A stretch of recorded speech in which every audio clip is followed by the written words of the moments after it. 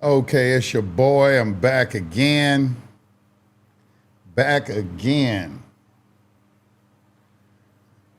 In this studio together. Together, man. It's looking good. I'm working with, how my homeboy used to say, working with stone.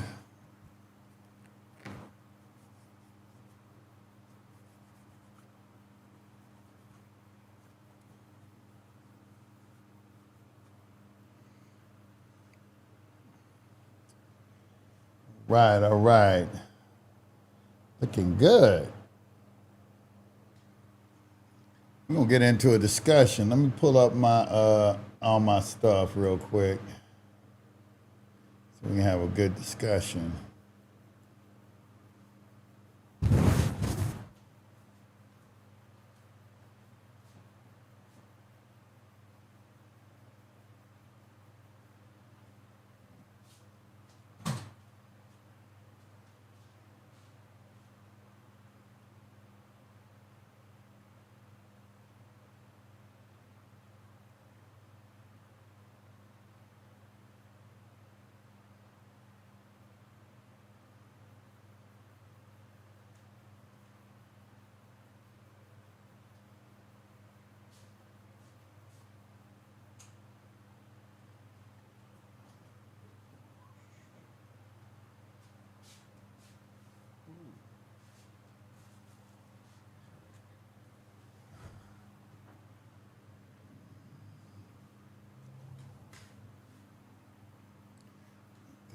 Dude.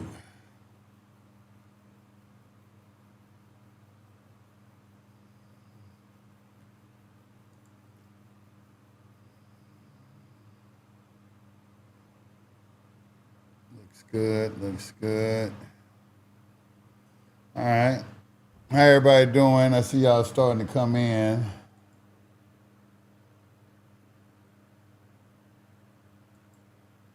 I'm still experimenting, y'all, so forgive me. What am I looking for? Oh, yeah. I need to have this over here.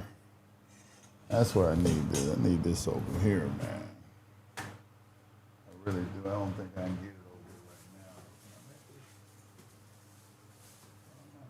here right now. There we go.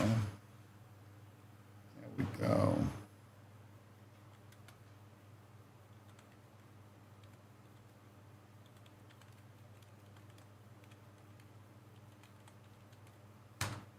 Y'all see what the title is?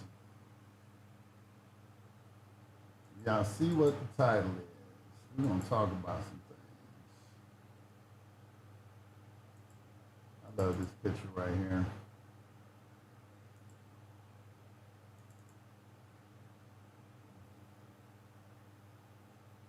Yeah, that's it. Everything going so slow.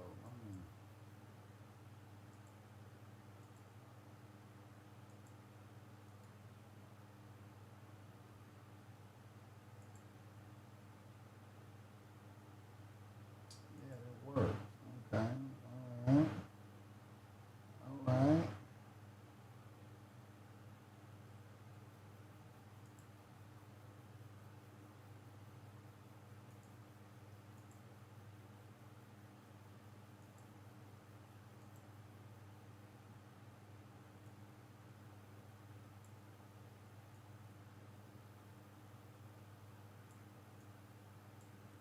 Okay, y'all ready for class today? We're about to have class. I'm gonna be the new constitutional man.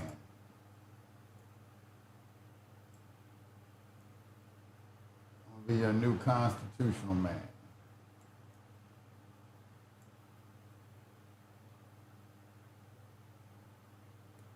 All right, all right, all right, all right. That's cool. That's cool. All right, where we at? Let me see what we got so far. All right. What we got? What we learning today? We're gonna go over the Constitution for the United States of America, because I keep hearing people coming on my channel talking about that's unconstitutional. I guarantee you that 90% of the people that are declaring something is unconstitutional have never read the Constitution and do not understand the 7 principles that govern the Constitution. I guarantee you, I say 95%. I'm willing to put money on it. I'm looking at that. It looked pretty good. How the image look? How the camera look? What y'all think? Pretty good? It's pretty good for, my little bootleg setup I got and everything, I think it looks pretty good. What y'all think? I like it too. I think it looked pretty good. Looking smooth. All right, okay, cool. That's what's up. All right, so we're going to get to it. We're going to get to it today. All right, so I wanted to talk about the Constitution for the United States of America today because a lot of people, I do not think that they understand the application of the Constitution. One of the favorite words that I keep hearing in this space is, that is not constitutional, or that's unconstitutional. Hold on, y'all. I'll be right back. Keep that talking.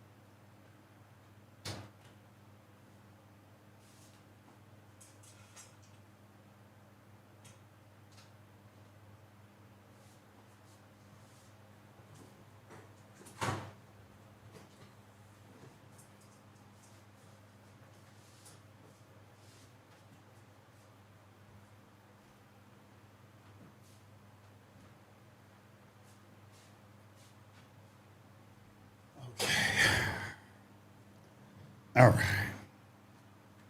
Sorry about that. Now I'm ready to go. All right, where we at? It said the flag presented in my grandfather's graves covers the bike in my living room. That is for my son. I love the look. Okay, I appreciate that. Yeah, I like the American flag too. Some people in the space, they'll try to say this is not the original flag, that flag with going sideways is the original flag, but haven't been able to substantiate that either. That peace flag, y'all seen that white peace flag? They claim that's the flag. I have never been able to substantiate that. See, I go and investigate it, and after I do an investigation, I'm like, where'd they get this from? Where did you get this from with this other flag? Where did you get it from? Ain't been able to substantiate it. Haven't been able to substantiate. The stripes seem to be most relevant to me. The state seems to be the problem.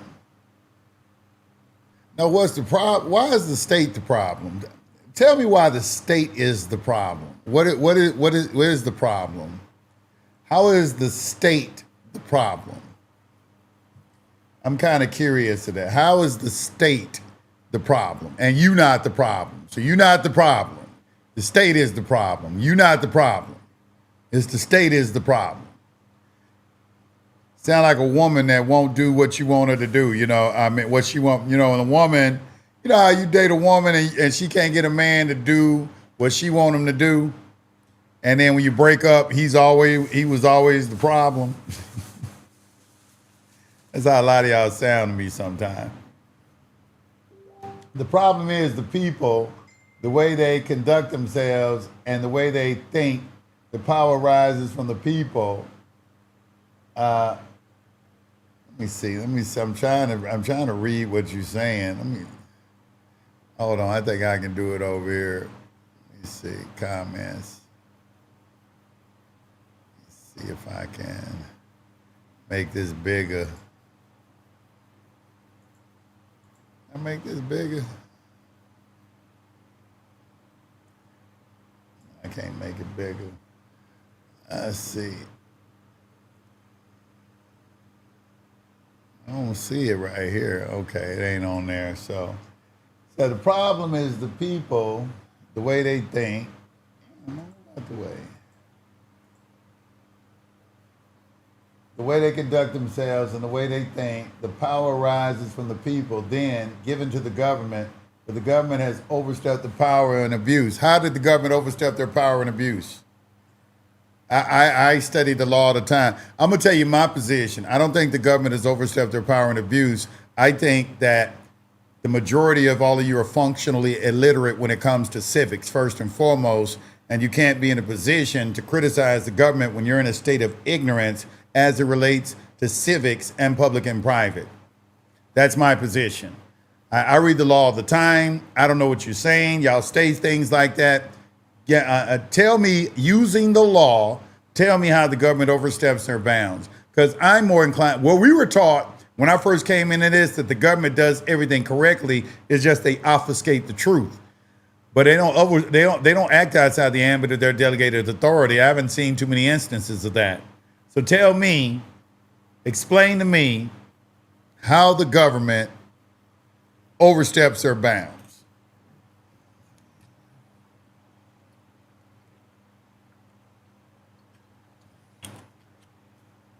There's some good water right here. I went to the farmer's market. This is it's an artisan. This is sparkling water, and it is antipose. And when I came in, they were just bringing this in, and man, this is some delicious water. I like how it's bottled. This in a glass bottle. It's good, man. It's some good water. It got me. Oh, God is okay. So let's see. I think the problem with everyone thinking know everything and no one wants to gain wisdom from an external source. For example, once everyone graduates, that's when they believe the education ends. Yeah, that's true. Okay, what treason did they conduct? You just making allegations. That's what I see y'all always do. See, one of the things you have to understand, I've been in this space 20 years, so I've been watching y'all for 20 years. Y'all use words like treason, de facto, fraud. Y'all love the word fraud. You use all these terms, but not to say that the government does everything correctly, but I don't ever see an example of what you're talking about using law. Okay, common law, equity, admiralty, maritime, none of it. You just make allegations, and all it comes across is you just mad because somebody didn't do what you think they should do. It wasn't a thing where they violated the law. You just think they should do it. So explain to me exactly what it is that they did that's unlawful.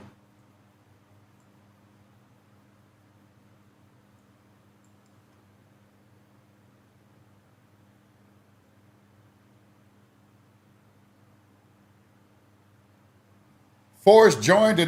There's no forced joinder. You're ain't no forced joinder. You can go live like the Amish. The Amish don't have they're not complaining about forced joinder. Are the Amish claiming forced joinder?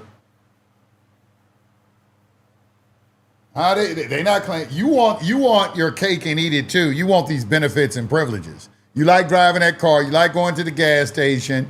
You like going to the grocery store, and you think that you should exercise, do all that, and have some sort of private rights while you're doing it. Yes, the control mind has overstepped its authority, as authority is derived from the mouth of the other men. Y'all keep saying that, but where is the example of what you're talking about? Give me the example of forced joinder. Where is the example of all this shit y'all talking about? Y'all say all these things, but I never see an example of what you're talking about. Give me an example of what you're talking about. A bunch of actors get together and give themselves authority. I thought they got their authority from the Constitution for the United States of America. I watch them on TV all the time.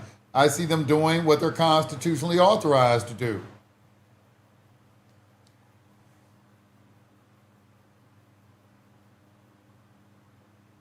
Well, yeah, if you're going to use immigrants, that's the Democrats. Okay, the Democrats. So you're talking about the Democrats right now. But you let them. You don't want to keep voting them into office. Don't you keep voting them into office? Don't you hate Trump? Don't you hate Donald Trump? Trump trying to get the immigrants out of the country, but you hate Donald Trump. I don't know, and what it is. Trump trying to get the immigrants out of the country, but y'all saying they treasonous, but your president is doing everything he can to remove them from the country. Illegal aliens. Make it make sense. I agree, a lot of us are illiterate in civics. I've learned a few things over the years, listened to the videos and reading a few things. Now when they are arguing, I just shut up. I just want you to watch them in the comment section. I want you to watch them in the comment section. They're just going to keep continuously, they're going to throw these words out, but they're never going to give you a real example that we can have some sort of engagement with an intelligent, intellectual conversation through an examination of the law, or what the law actually says, or what the law actually is, and then have a conversation and juxtapose that between the actions that the government is taking in order to make a determination of whether or not the government is acting outside the ambit of delegated authority. But you're not going to get that. Let's keep going. They borrowed Federal Reserve notes. You gave them the permission to do that. You gave them the permission to do that. They have a quorum.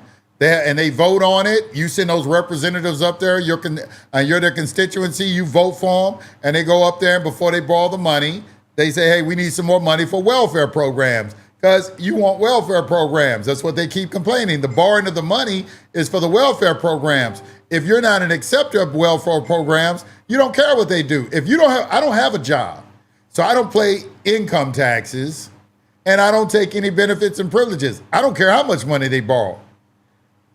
Why do you?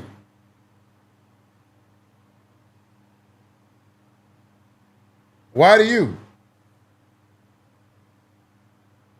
It seems like you have the American dream and never had a dream of your own. Another commodity, another carbon copy stuck with the box. And it seems like you just jealous.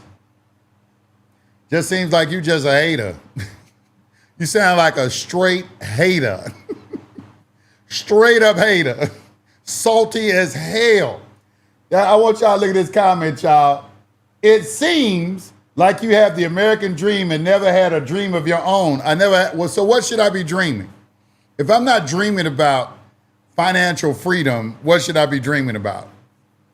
In this world right here where everything is operating off of money, what kind of dream should I have? What kind of dream should I have? I'm going to say this. It seems to me that you don't understand how the natural laws work and you don't have any big dreams. All of your dreams are small dreams.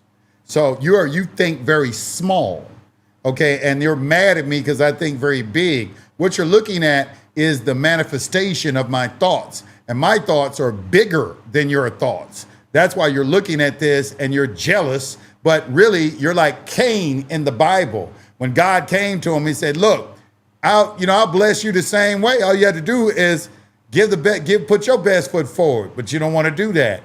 You'd rather look at me and then say, well, it seems like you got the American dream, but then you had to throw something in there. You had to, got a jab, but I never had a thought of my own. So in other words, I don't think for myself. Got it. Okay. Walking to the store, got a seatbelt ticket. No, that seatbelt ticket. Yeah, that's not forced joinder. You don't understand. You got a driver's license. All right. That is a benefit and a privilege, and there are safety regulations. They're regulating public safety. It's not forced joinder. All right. You don't have to drive a car. You can walk. You can ride your bicycle. You can take the bus. If you would have took the bus, you wouldn't have got a ticket for a seatbelt violation. If you would have walked, you wouldn't have got a seatbelt violation. If you would have You had many other options you could have taken instead of jumping in a motor vehicle, something that could possibly hurt someone else, or you could hurt yourself in case there's an accident, which is the reason why they have safety protocols in place in the public. Is the government, may I please speak to Mr. or Mrs. Government? Well, yeah, you can. They call, you go down to your local representative's office and you ask to speak to them. A lot of people do. That's some of that sovereign citizen type of rationalization right there. You got to understand, I've been in the sovereign community 20 years. So I know how you think. I know how you think. Everything out there, I know how y'all think and everything. It's like, and I really feel for me personally, so what law are you talking about? The question to elaborate the law. We're talking about the Constitution. I said, do you understand? Have you read the Constitution? Since you're asking me about what law are we talking about, have you read and understood the Constitution for the United States of America? Have you read it? I thought we were talking about the supreme law of the land, the Constitution for the United States of America, and what is exactly its application. What does it apply to? I thought that's what the title of the video was. What do you mean, what law are we talking about? You can't come in here with that echo chamber bullshit. I'm going to destroy it because I'm gonna be honest. Most of that echo chamber stuff that y'all talk it is the ravings of lunatics and illiterate people. It's just a whole bunch of illiterate, mad people. You just go to those echo chambers because it's a whole bunch of you who think the same way. Y'all all mad about something because you're unsuccessful in life. You haven't gotten to where you want in life, so you're mad, and you all congregate together, and y'all all blame the government for your failures because you're a loser.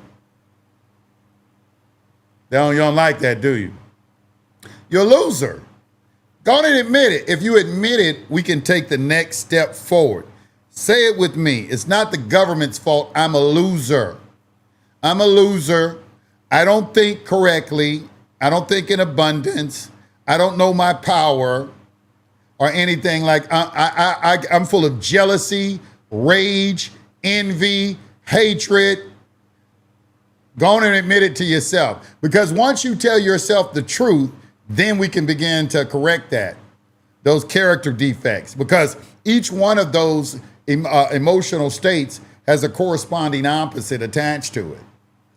Let's look at, okay, so to trick people into trusting them and then they rip the rug from them. Okay, like how?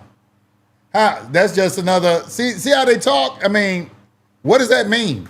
They trick you people into trusting you and they rip the rug under you. Did something happen to you? Do you feel like you got tricked? Did somebody rip the rug? How was the rug ripped out from under you? How were you tricked? And how was the rug ripped out? Because when you go into court, you cannot plead anything for other people. You have to be able to articulate an injury that you experienced, not something that everybody else experienced. So tell me, how did the government rip the rug out from under you and trick you into trusting them? Can you articulate that for me? Can you give me an example of what you're talking about? See, this is going to be very difficult for you because you don't ever have anyone question you like this. Y'all just say things and then people give you 6,000 likes and nobody ever asks you to substantiate your position. So this is going to be kind of difficult for you, I know. But this is what intelligent people do. So can you specifically state or articulate your position, what it is, how you feel like the rug was ripped out from under you? So you get a ticket for not having the seatbelt on. There's a law that says you must wear a seatbelt. I put mine on. All the cars make you put them on now. I put mine on. I haven't gotten a ticket. I haven't gotten a ticket for a seatbelt since I was probably 19 years old. I remember when they start requiring seatbelts. At first, they didn't require it. They started requiring seatbelts and insurance, I think, when I turned around 18 years old, 17 or 18. Because they used to didn't require insurance either. They didn't require seatbelts and they didn't require insurance. And then I remember when they started making that requirement. I remember when they started giving tickets. I got a ticket for no seatbelt, and that was the last time I ever got a ticket for a seatbelt. And I think I was like 18 years old. So why you can't get in the car and put a seatbelt on? What's wrong? What's wrong with you getting into the car and putting a seatbelt on? Why does somebody have to treat you like a child and force you to take your own safety into consideration. I'm just curious about that. Black's Law, 4th edition, public. The whole body public, the aggregate of the citizens of a state, district, or municipality inhabited. Yeah, okay, that's fine. I've read that definition a million times. And what is your point? He was walking. Okay. It requires foundation of awareness of our own ignorance. Only the growth and education can begin. That's right. Click it a ticket. That's all. He came after me for a guess. I'll just go sit down and oh, he came after you on a guess. Can you substantiate that? Can you prove that? Can you prove he came after you on a guess? Because he guessed and he was correct, right? Because he guessed, he pulled you over, and the guess was correct. You didn't have on a seatbelt. So that was a lucky guess.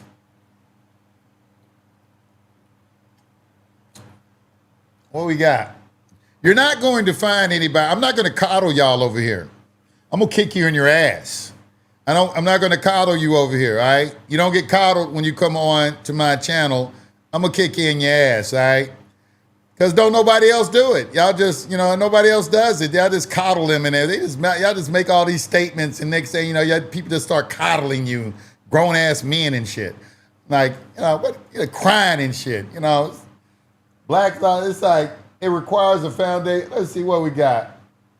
I'll go to that. So where is these examples of fraud, of all these things you're talking about? Let me put this on the screen real quick. Do any of you know any of this right here? Are any of you familiar with this right here? It's just a question. Are you familiar with the picture that's on the screen right now? Are you familiar with the picture that's on the screen right now?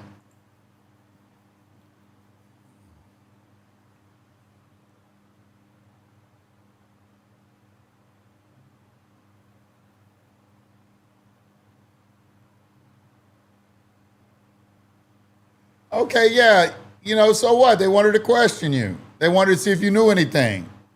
You do have a duty to report a crime, you know that, right? You have a duty to report a crime if you're a citizen of this country. There's a duty. Granted the authority to infringe on the Second Amendment. Who got granted the authority to infringe on the Second Amendment? They haven't stopped your Second Amendment rights. Now they regulate that right because those are dangerous weapons. But I'm in Texas. Everybody in Texas got a gun. I think that everybody here has a gun. So what do you mean I don't understand. A friend driving by stopped and grabbed me up instantly, got the lights, hasn't had time. Okay. Well, I mean, you didn't have time to buckle, so what? That's not the police officer's problem. That's your problem. You should have, when you got in the car, put on a seatbelt. See how this individual he do not want to take accountability for not putting on a seatbelt. I want y'all to pay attention to this. I want you to look in the chat. These are individuals who lack accountability. Just keep watching. Keep paying attention to the victim shit that's in here. There's a whole bunch of people with no accountability. You won't, every single one of them are mad about some imaginary slight that they will not take accountability. He won't take accountability for the fact that he got in the car. He said his friend picked him up real quick, so you didn't have time to put on a seatbelt.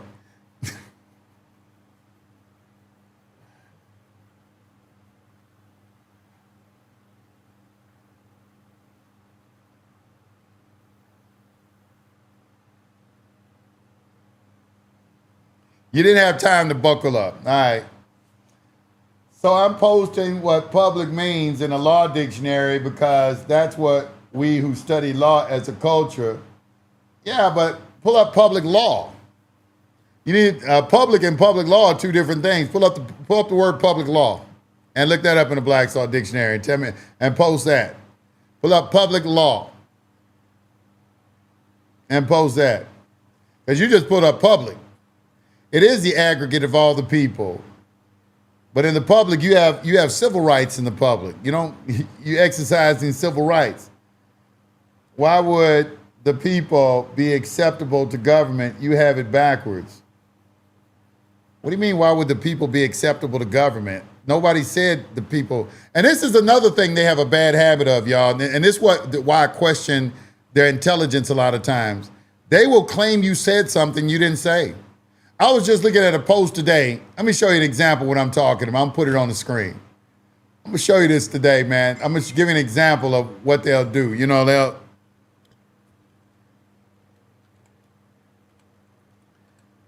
they'll try to make an argument based off something you didn't say. They'll misquote you and then try to make an argument out of a misquote. It's like, I didn't say that. I didn't say that. But they heard that. They say what they heard or what their interpretation of what they heard is. And they'll try to make an argument with you about it. I'm telling y'all, man, listen, this video is going to age well. I guarantee you. Watch this video and go spend some time in the echo chambers and tell me I'm wrong. Tell me I'm wrong. Tell me I'm wrong. All right, let me show y'all something real quick, man. He said, can I do this screen capture? He said, can I screen capture this?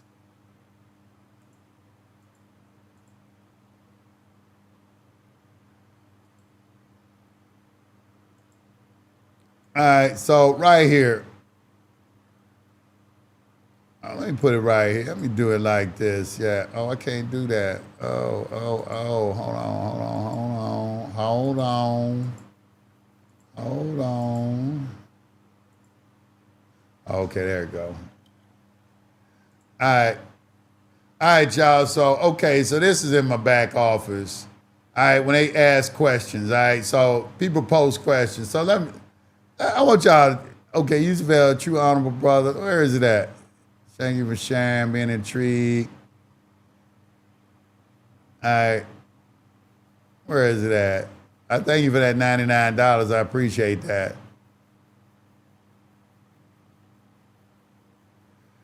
Our topic. Where is it at? Where is it at?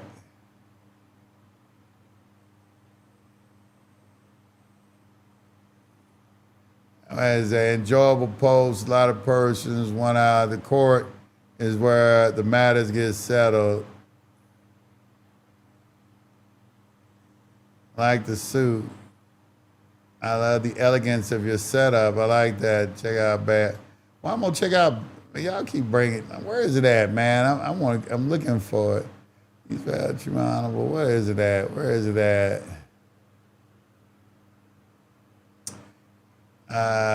Where is it? I hit. I just want to use this as an example. Honestly, let's see. This Fizz, what's up?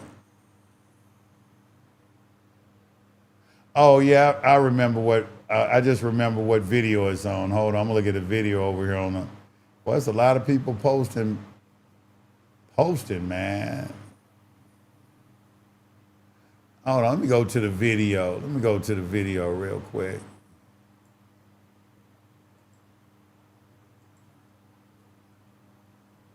Go to the video.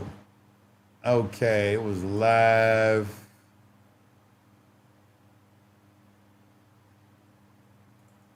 Was this it right here? No, that wasn't it. Was this it right here? No, that wasn't. Go back. What you need to know. Part 2.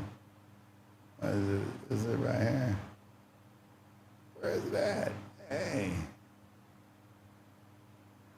Oh man, did the video get taken down? Example of acting in. Oh man, did they take my video? Wait, let me see if it's. Oh no, it ain't taken down. I forgot. Yeah, here it is right here. I forgot it wasn't alive. Okay, so right here, right. So look at this question this dude asked me, man.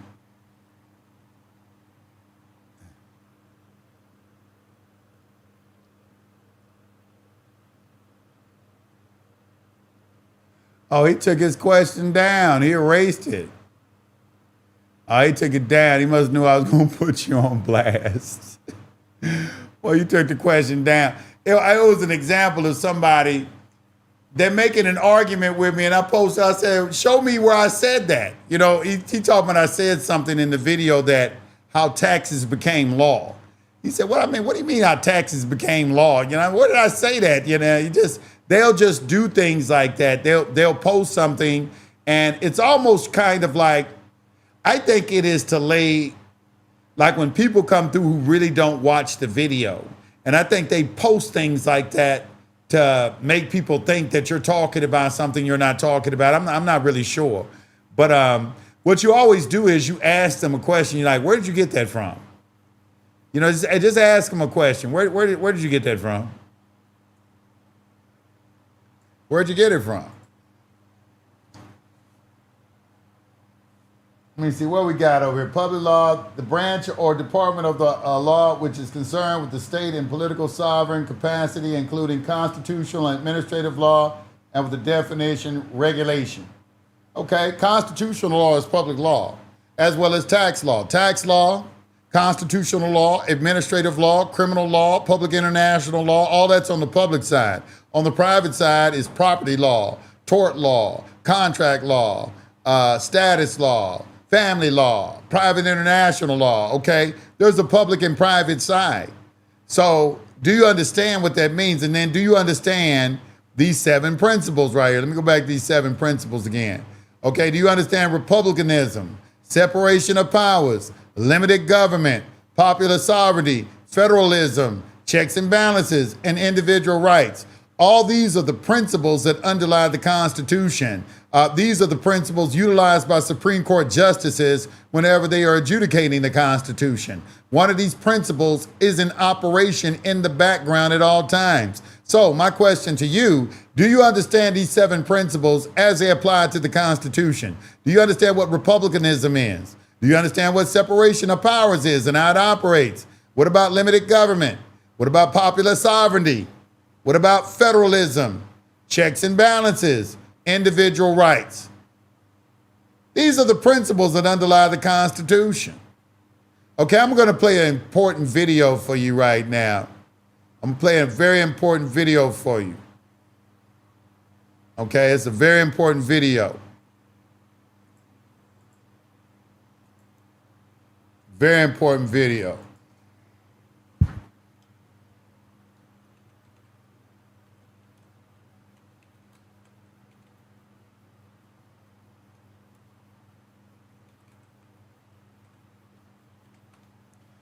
It's a very important video, and I think that it is going to show you. I think it's going to really kind of just bring things home, you know.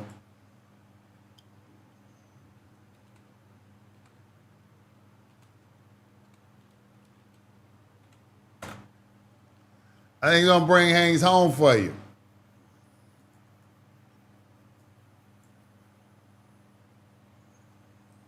I'm just loading it up right now.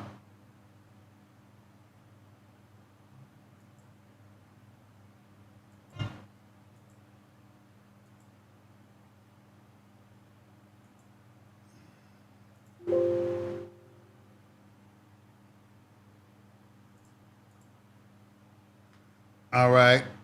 So let me load this up. And let's check this video out real quick. It is a very educational video. And it's on basic fundamental civics. Some basic fundamental civics. And it's only a 4-minute video. It's not a real long video. But I want you to watch this real quick. This for all my people, you know, complaining and, you know. All right, let me start it over. Okay, now, this is a very educational video. All right, right here, I think a lot of you should start your civic education right here. Okay, now, I went through this class, I think I was about like 6 or 7 years old. You know, I went through the Schoolhouse Rock class. I went through, we had, three-ring circus that taught us about separation of powers, we had, this right here is the preamble. We had, I'm just a bill. They were trying to educate you, how the process works for you to get laws passed. Do we need to go through that again? All right, so you can understand where your accountability is, where you are responsible in that process for the lawmaking. You know that you are responsible for that, right? The people. All right, that's what that popular sovereignty is talking about. But there's a process that governs that activity. You know that, right? Hold on, let me see. Y'all, are y'all kind of like following along? All right, now these are some very educational videos. I'm telling you, you should go back, and it might be like a remedial class for you, but I'm telling you, it'll be very beneficial because it will be eye-opening, because it's going to challenge the things that you've been saying in a lot of these echo chambers, and then you're going to have to ask yourself, why didn't I learn all of this like Yusuf did when I was in the 5th grade? Why am I just learning this right now? Did I watch Saturday morning cartoons on the weekend? Well, some of you may not be old enough for it, but I think my audience, a lot of you are old enough for this. Did you go to class every Saturday morning between the cartoons and watch Schoolhouse Rock?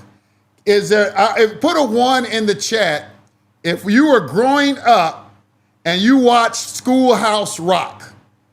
You put a 1 in the chat if you watched Schoolhouse Rock growing up.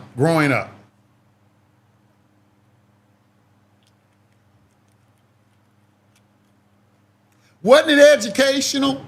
I'm just a bill. Yes, I'm only a bill. Yep, you remember that?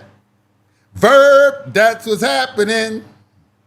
Conjunction, junction, what's your function? Hooking up words.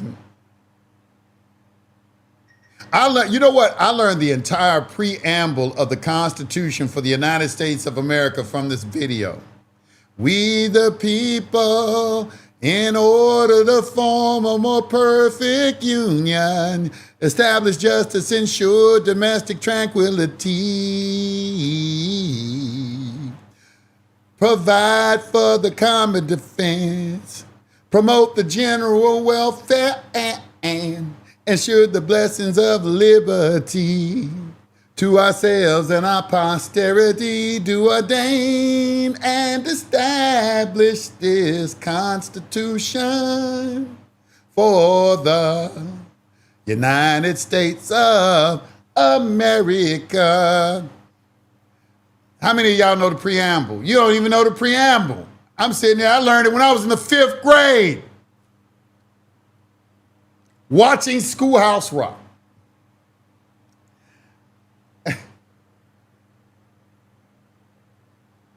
Watching Schoolhouse Rock. I didn't say I could sing, y'all, okay? I ain't never claimed to be a singer. All right, don't be tripping on me and everything. But did you watch Schoolhouse Rock? I mean, they have one called 3-Ring Circuit. Let me show you the library of videos. I would strongly suggest that you check out. They had a cornucopia of educational videos for you. And let me show you, okay? All right, so we have Just a Bill. I'm going to strongly suggest that you watch this one, Just a Bill. This is probably like an all-time classic. It's going to teach you the political process. Even when the president vetoes a bill, it can go back to Congress and they get 2/3 vote and they can still get it passed. But it starts out with where the lawmaking begins, and it starts with the people. All right. So you got to watch that video. It's very, very, very educational. I highly suggest it. Now, I know some of you are struggling with your grammar, okay, and you're trying to contend in a space of law without grammar. And here we have conjunction junction, where you will learn what and or are and things like that. I forgot what this one is. It's like no more kings. This is very educational, the establishment of the United States of America. Oh, I used to love verb. Verb, that's what's happening. Oh, interjection. Interjection. Yeah. Just the bill again.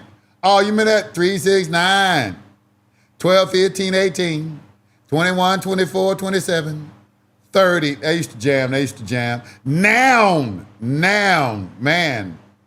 Proper noun and common noun. There's something called a proper noun and a common noun, believe it or not. What else do we have here? That's, figure 8, electricity. What's this right? Shot heard around the world.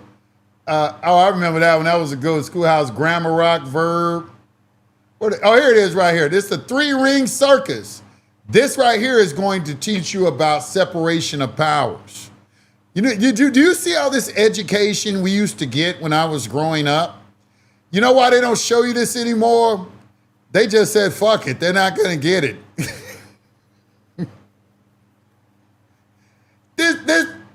This is what they're teaching children when I was growing up. And some of you do not have these basics, yet you are in here on my live accusing the federal government of doing things unconstitutionally, and you know your bum ass ain't never picked up the Constitution in your life and read one line of it, much less understand the principles that govern it.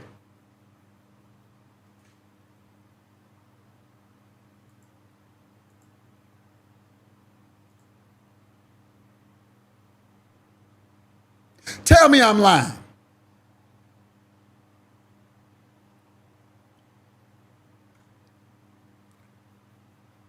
Do I need to do another webinar?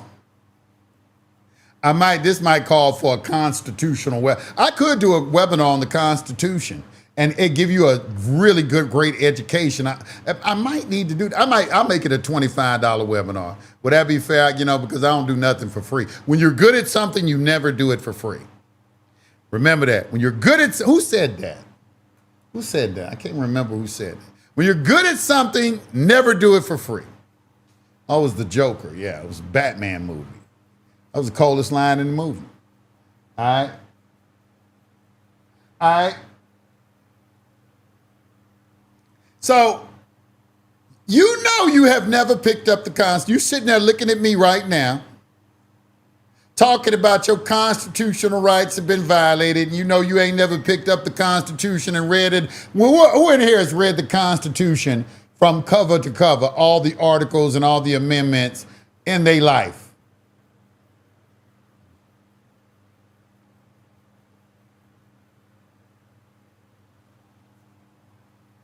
Sing another song is cheap. So, you can't afford $25? I told you it's a lot of bums in here, man. Look at this dude talking about sing another song is cheaper.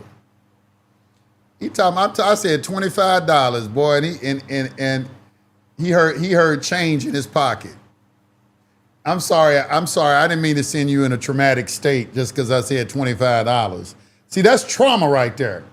That is trauma. See what he said? Sing another song is cheaper. That's trauma. It's trauma, I'm trying to tell you.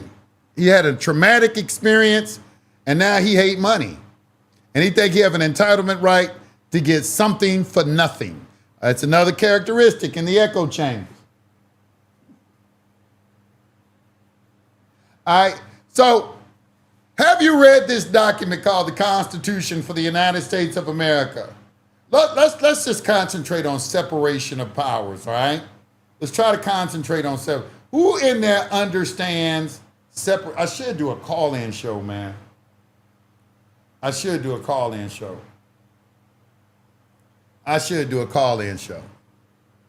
But if I do a call-in show, all people gonna do is call me and ask me about their case and shit. So I ain't gonna do that. Glass Rock, no more Kings, information in my face from the beginning. Brother, you should do a challenge winner gets to your intern for now. I should probably do some sort of challenge. I'm gonna have to think of some sort of challenge. But what I would like for the people in the echo chambers to do, I would like for you to take some time and go through the library of Schoolhouse Rock before you embarrass yourself. Because I'm serious. You don't know how far you've been dumbed down. Let me show you something real quick. Let me show y'all something real quick. This serious now. This ain't a joke right here. This ain't a joke. What is it? This.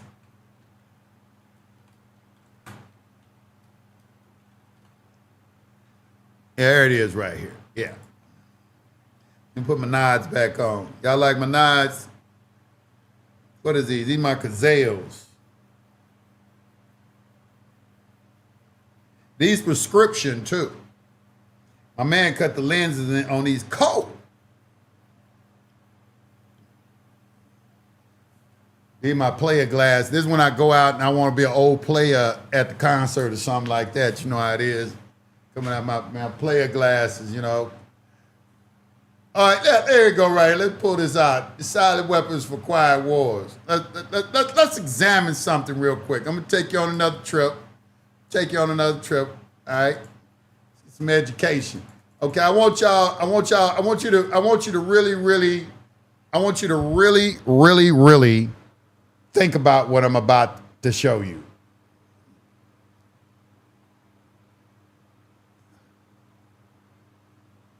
Where is it at? Let's see.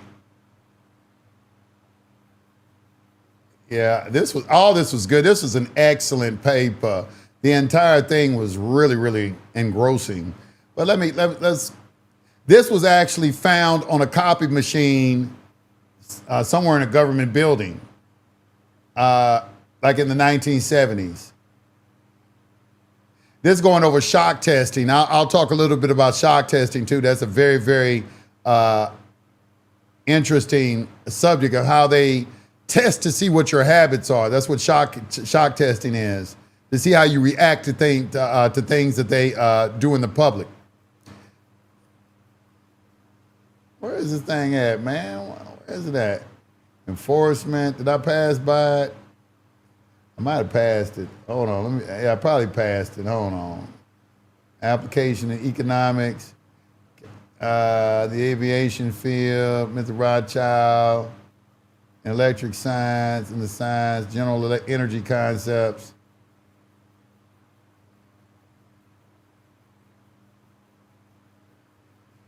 Give me control over a nation's currency and I care not who makes its laws. Mayor Amschel Rothschild, 1743 to 1812. Today's silent weapon technology is an outgrowth of a simple idea discovered, succinctly expressed, and effectively applied by the quoted Mr. Mayor Amschel Rothschild.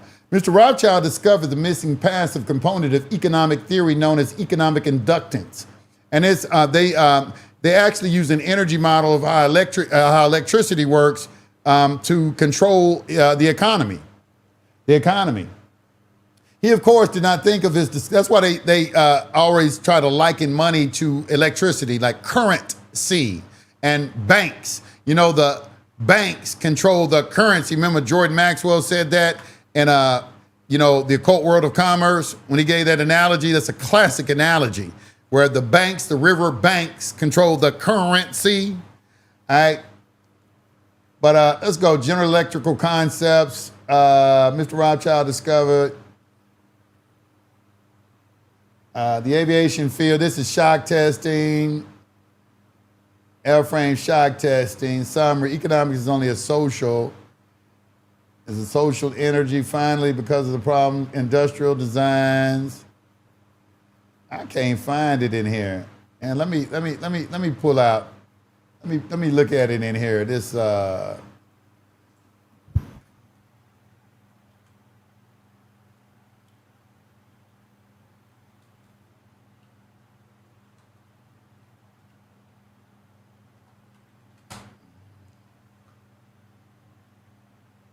Yeah, let me see which one I get. Can I get this one right here? Behold a pale horse. Let's see. Ah, man, it's made me do all that right there. Oh no, that one ain't gonna download either. Let me see. Do I got it down here? It's on Scrib. Yeah, let me pull it up. All right. See full download the PDF. Continue with Google. I think it's in this one right here. Let's see.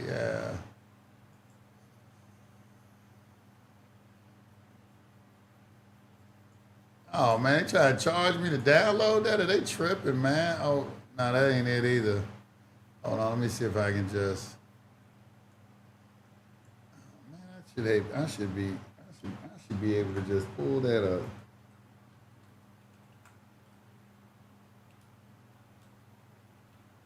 You used to find all this real easy. Now they done put it. That's why I got SPC University, because they trying to hide all this stuff from y'all now. We used to just go and just download this stuff real easy. Now they make you go through all kind of stuff just to get a copy of it. Let me see. Wow, weapons required. Let's see. Continue the site. Let's see. Yeah, this might be it right here. Historical introduction, the Quiet War. Okay, here it is right here. All right. Look at this real quick. Energy. Let's read this real quick. Energy is recognized as a key to all activity on Earth. Natural science is the study of the sources and control of natural energy, and social science, theoretically expressed as economics, is the study of the sources and control of social energy. Both are bookkeeping systems, mathematics. Therefore, mathematics is the primary energy science, and the bookkeeper can be king if the public can be kept ignorant of the methodology of the bookkeeping. All science is merely a means to an end. The means is knowledge, the end is control. Beyond this remains one issue: who is the beneficiary? In 1954, that was the issue of primary concern.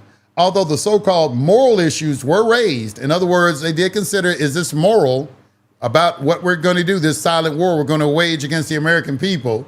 In the view of the law of natural selection, it was agreed that a nation or world of people who will not use their intelligence are no better than animals who do not have intelligence. Okay, and that's why I'm bringing this out to you right now. A lot of you, y'all talk about constitutional violations, and you couldn't quote one line of the Constitution at all. You're a damn fool. You're not using your intelligence. All right, I'm just showing you, it's not me saying this.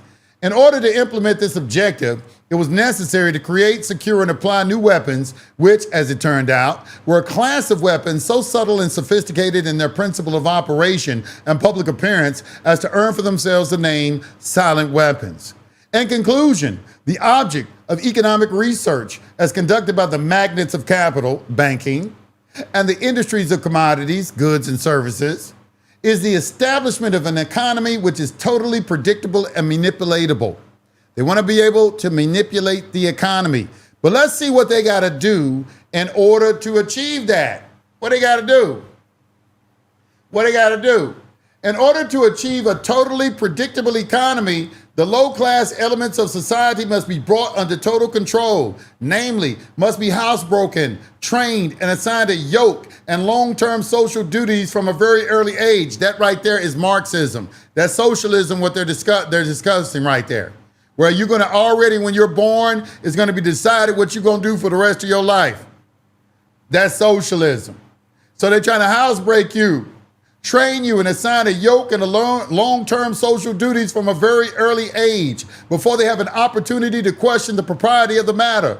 In order to achieve such conformity, the lower class family unit must be disintegrated by a process of increasing preoccupation of the parents and the establishment of government-operated daycare centers for the occupationally orphaned children. The quality of education given to the lower class must be of the poorest sort, so that the mote of ignorance, this is it right here, this is why I read this, so the mote of ignorance isolating the inferior class from the superior class is and remains incomprehensible to the inferior class. In other words, you don't even know what you don't know. They so far ahead of you and got so much information, you don't even know how dumbed down you are. You have the mote of ignorance that is separating those from those who know from those who don't know. You don't even have an idea how wide the moat is. You don't even know that. You don't even know a moat exists. The quality of education given to the lower class must be of the poorest sort, so that the mote of ignorance isolating the inferior class from the superior class is and remains incomprehensible to the inferior class. With such an initial handicap, even bright lower class individuals have little, if any, hope of extricating themselves from their assigned lot in life. This form of slavery is essential to maintain some measure of social order, peace, and tranquility for the ruling upper class. Okay, they're calling it slavery.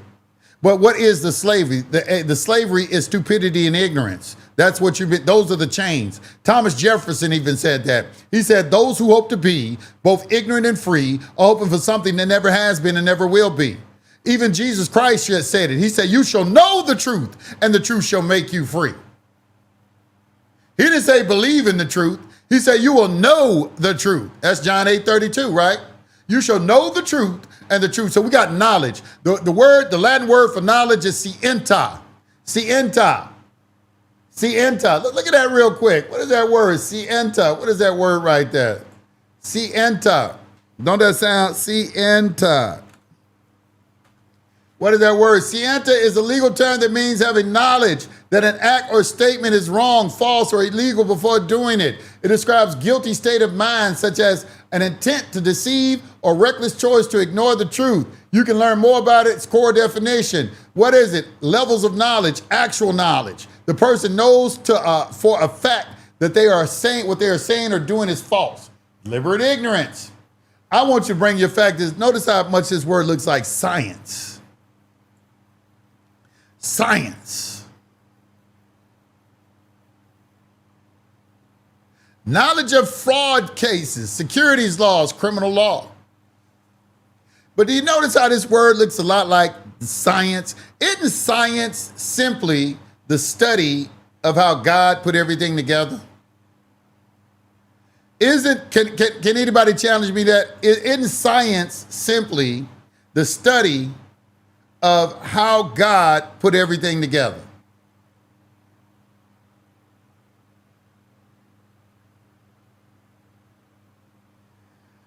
Okay, if the immigrated class are fast-tracked in education, then why am I educated and you're not? I just want to.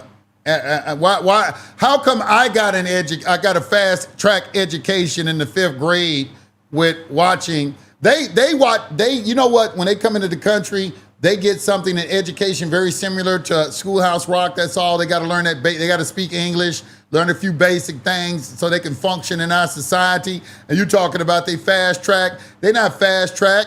They just come from an area and they know opportunity when they see it and they know how to act on it. You don't take action. You don't have big dreams. You don't know what you want.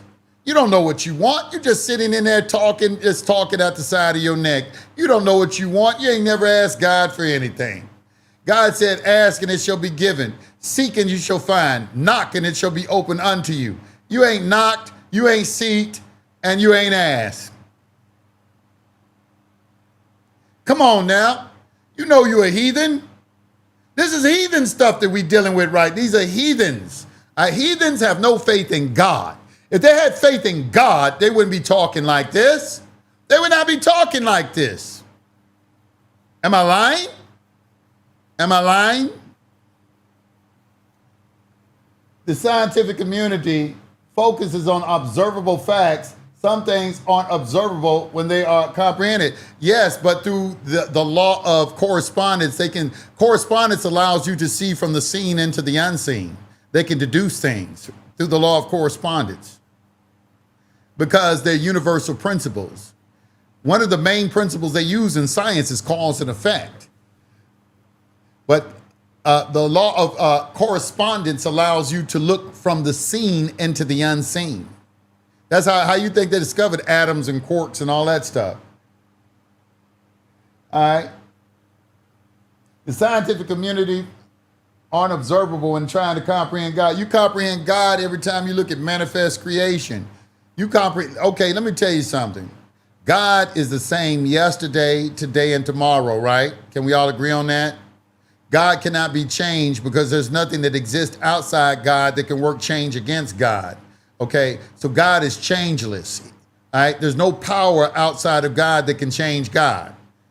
If any type of force could change God, that thing would be superior to God. So we can safely assume that God does not change. He is the same yesterday, today, and tomorrow. I think you Christians say that. That's a Christian thing I'm saying. Okay, so if God is the same yesterday, today, and tomorrow, and he doesn't change, where in observational phenomena do we see the same thing? Well, in the forces of nature. Vibrations, that's a principle that doesn't change. Correspondence doesn't change. Vibrations don't change. Cause and effect doesn't change. Change is the only thing that doesn't change. So, why am I telling you this? So wouldn't nature be evidence of God? Wouldn't nature be the evidence of God? Also, additionally, that we're alive, just life itself is incredible itself. You just being alive and being able to experience this through consciousness. So I'm asking you right now,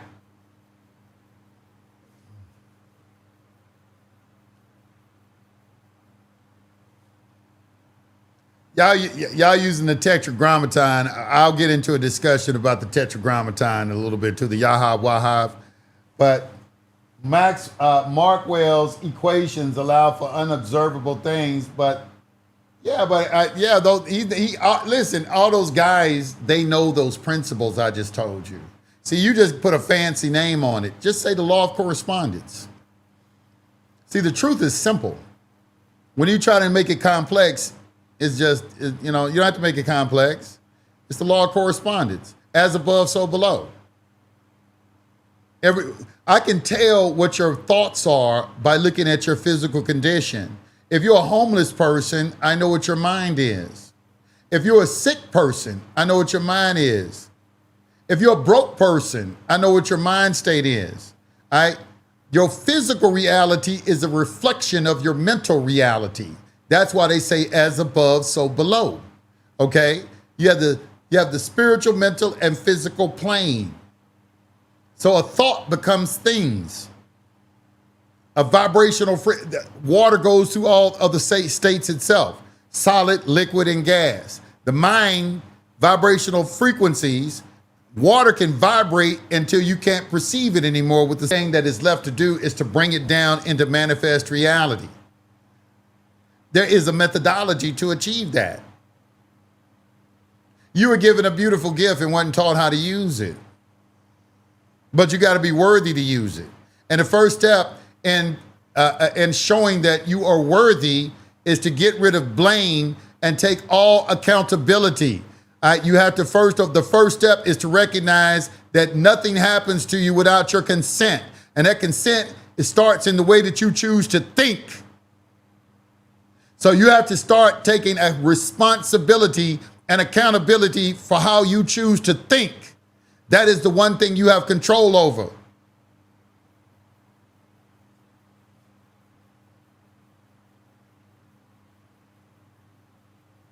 There are no J's and V's in Hebrew. We know that. I didn't say J, I say Yahav Wahav. You don't, let me put it like this. There are no vowels in Hebrew or Arabic. When you look at those nuktas and the Fatah Kesra, Duma, Dumatain, Fatatain, Kesratain, when you're talking about Arabic, Persians added that into there. The original Arabic script didn't have vowels in it, and neither did the original Hebrew. So my question to you is, how did any of you come to the determination of how to pronounce things like Yahweh? How did y'all get to that conclusion that that's how you pronounce the tetragrammaton if the original Hebrew didn't have any vowels? Just kind of curious. I thought I'd ask that question. I think the biggest hurdle to instant manifestation is our belief that we can't do it. Anything you can believe in and conceive, you can achieve. That's the universal principle, but that is absolutely correct. It's the ability, it's a very laborious activity to consistently think of the same thing all the time. You have to force yourself to do that. And that's what you get taught in how to focus. How to focus.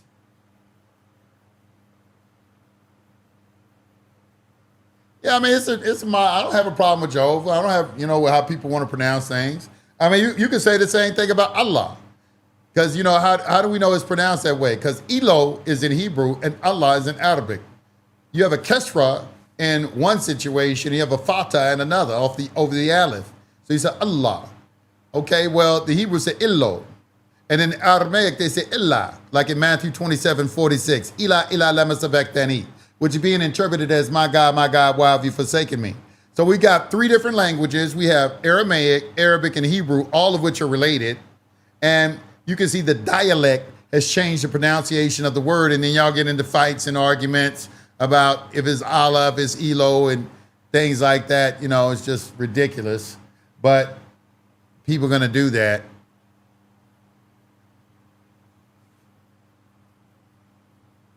We don't talk in old world terminology. The letter, okay, yeah. So it says Yahweh came down as Adam, making Yahweh Yahweh. Okay, so God can. Okay, so what is the one thing God cannot do? There's only one thing God cannot do. There's only one thing God cannot do. This is gonna mess y'all up. What is the one thing God cannot do? He can't become less than himself. God, so you're saying God went into his creation and manifested as a man. When he said, I put my spirit into man, he became a living soul. All right, that's what it says in the scripture. It didn't say anything about him coming down or anything like that. He said he put a portion of his spirit into man and he became a living soul. All right, so where did you get that from?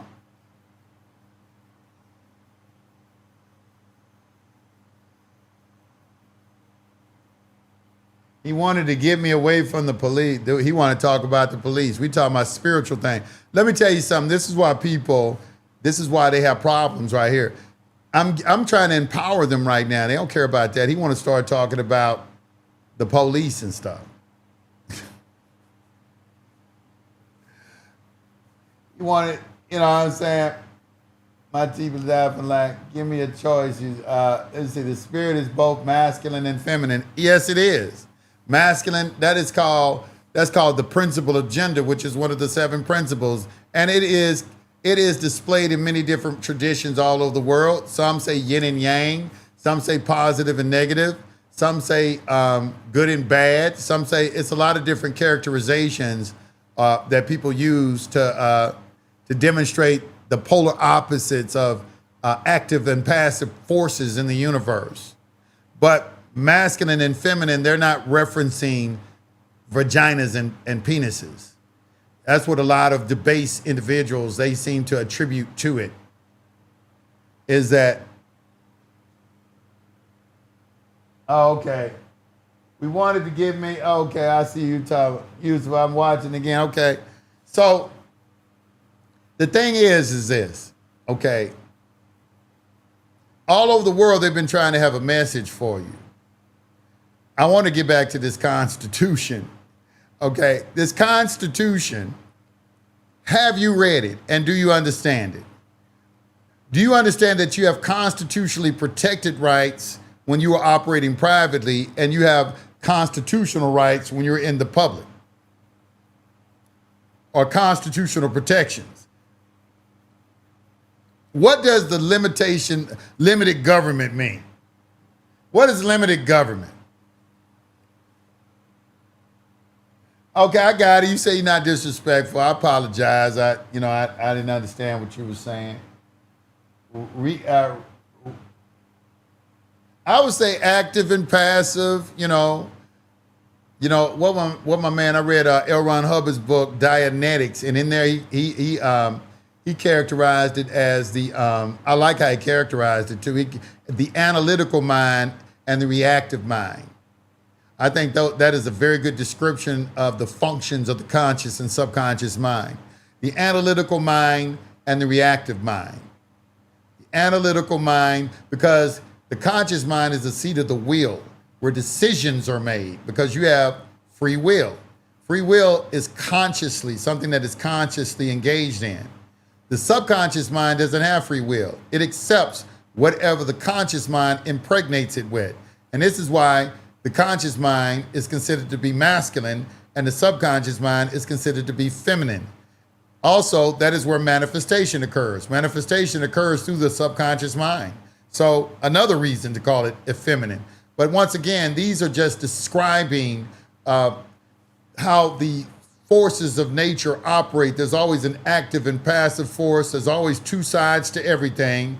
Up, down, light, dark, good, bad, hard, soft, in, out, yes, no, man, woman, There's two sides to everything. Everything is a vibrational frequency. Frequencies have different rates of speed. Those different rates of speed create different planes of existence. Thought is a vibrational force. Anybody want to disagree with that? Do you think thoughts can be perceived with a computer instrument? It is a vibrational force. You know, have you ever like just been driving in the car and then all of a sudden you start thinking about somebody real intensely and then the phone rang and it's them? You think that's a coincidence? Or are you not paying attention to the fact that a vibrational frequency touched you and it's excited your mind, and then because thought is the fastest force in the universe, and then the electrical signal caught up to it and it came through the phone, and you just thought it was coincidence, even though you are an electrical being yourself. They got a very good, have you ever seen this video? It's called Will It Light?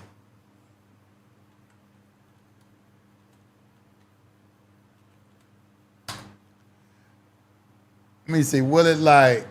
Oh, wait a minute, I got K on there, hold on. I can't see this keyboard. And this was,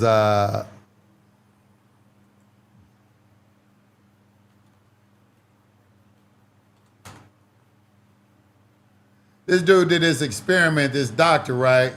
It's called Will It Light? Let me see.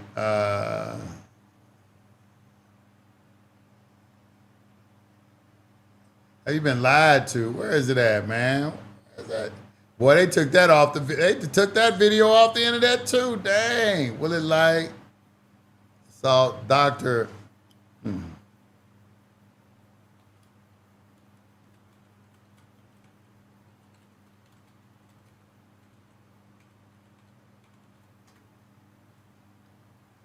What?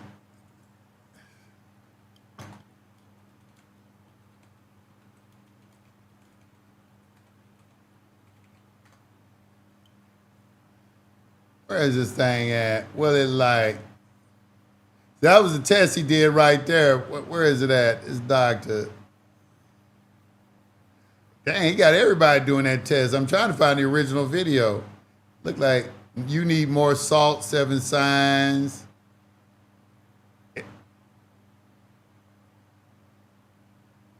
I can't believe they took that video off the internet. Will It Light? They took that video off the internet, man. Wow, that's crazy. Y'all better start downloading these videos, man, because they just like, I can't believe they would take that off the internet. That was such an excellent video. Anyway, I guess I'll tell you what it was about.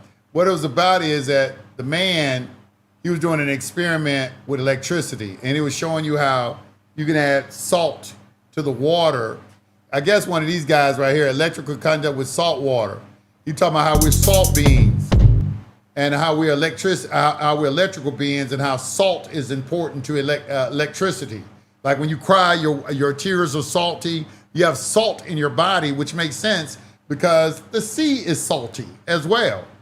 Okay, so you're an electrical being, and even Dr. Sebi said that. Dr. Sebi, he said you shouldn't eat any food that has lost its electrical charge, which is why you don't want to eat food that doesn't have seeds in it, because there's no electrical charge in the food.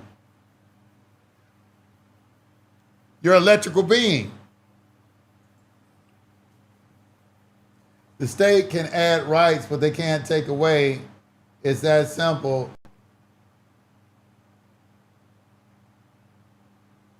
No, I haven't forgotten anything, because you can't name what statute is repugnant to the Constitution. So that's just some more of that echo chamber ignorant ass shit, man. Stop coming in here with that. If you can't cite an example of what you're talking about so we can have an intelligent discussion, all you sound to me is like somebody has a trauma victim. You don't sound very intelligent at all.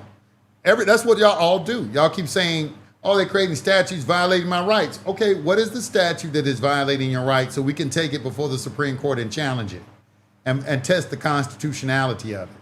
Because you are not the interpreter of the law. The judges are, not you and your echo chamber. You don't decide what's unconstitutional. Not you, the person who's never read the Constitution. You don't decide that. Somebody else decides that, not you.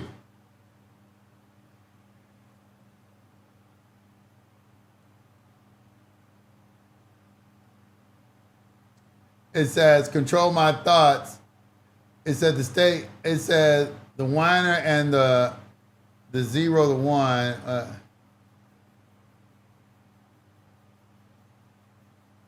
In the Bible, when they wanted Jesus to heal the young child, he sent his word. He didn't have to actually be there. Yeah. Can that be explained scientifically? He said, why you fail? He said, because your unbelief. It said, Kurzweil did experiments related to thinking about people, and they call you. He had a device that showed alignment with distant stars, etc., and it accounted for the time it takes for their light. Okay. Now people tell us what the Constitution says. Yeah, that's right, because they've been educated in it. You haven't even read it. You haven't even read it. You don't know the principles that underlie it or nothing. Have you read it? Now people, yeah, they tell you what because you haven't read it. You haven't read it. You haven't read it. Tell the truth. You know you haven't read it. Why are you mad that somebody else is in it? So you're mad. Okay, they created the Constitution. The Constitution gave a delegation of authority to the judges, and now you're sitting here on my live talking about 9 people are telling us what the Constitution say, when the document itself says that that's who's supposed to do it.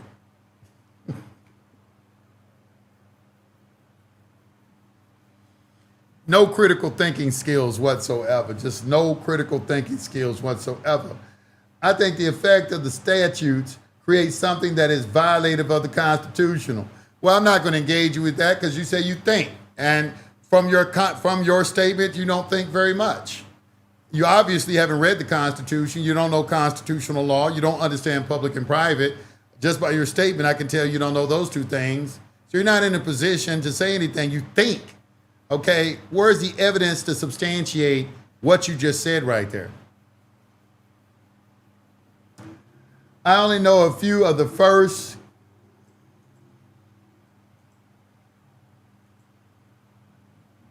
What is this, man? I only know a few of the first ones from my man telling me about them because he's read it and remembers many of them and informed me of it. The heartbeat can act as a carrier. Okay. Said the homeboy told him about the Constitution.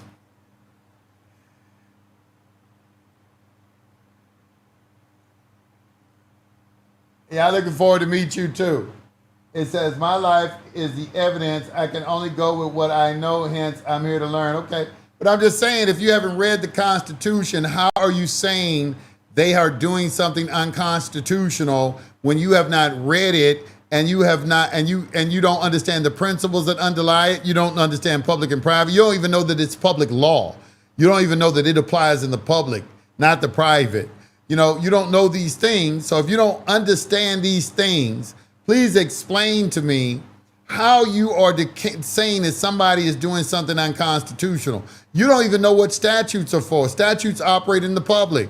You're a private individual mad about a statute. You're not even supposed to be dealing with statutes if you're completely private. But see, you have a misunderstanding of that because you think private means that I can just declare it and walk around and keep doing the same thing I was doing. No, if you're going to declare privacy and you don't want those statutes to apply to you, the first thing you need to do is get your own private property and get out of the city. That's the first thing you need to do. And if you're not willing to do that, you need to shut up all this shit talking about they have statutes violative of you because you're ignorant and you don't understand how the law actually works. You think you have rights that you don't have.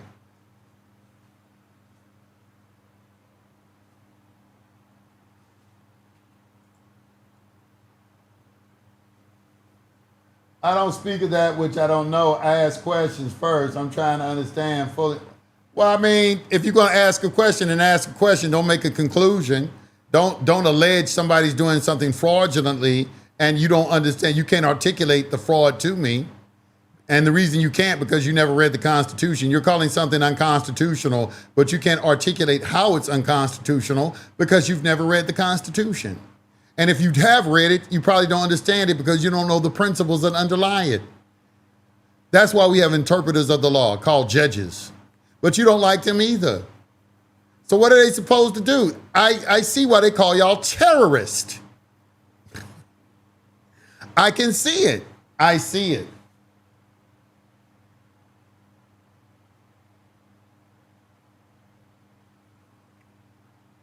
Territories are subject to Congress.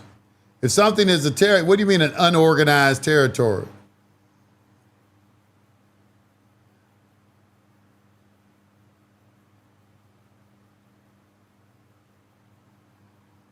A Supreme Court justice, that was a liberal judge that said that.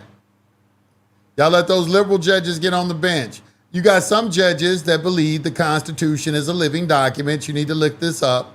And then you have some judges believe that it is they call originalists. So you need to understand the distinction between your Supreme Court justices because y'all want those liberals in there. Okay, you elected them in there. You wanted them in there. So yeah, you're going to get, they're going to construe, they're trying to modernize the Constitution to make that inclusive of it.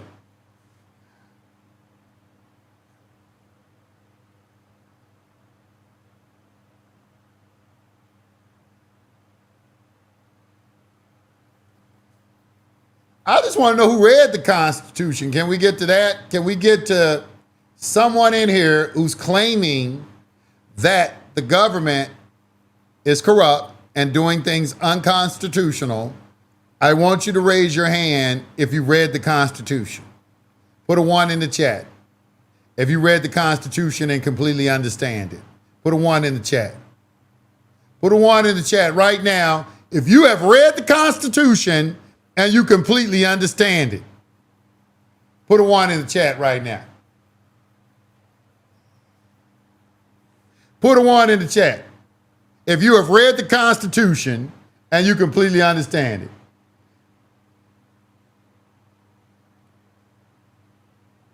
Okay, Weingart is there. I believe Weingart. He's going to turn y'all attorneys. All right, public schools intentionally dumb down the people up. It ain't many of y'all. So I just want to know, we got 3 people, and we got 120 people on here. We got 3 people and 120 people on here. That's almost what? That's about 99%, ain't it? 99% of the people have not read the Constitution and understand its application. But you are going to claim that they are doing something unconstitutional. How? Make it make sense.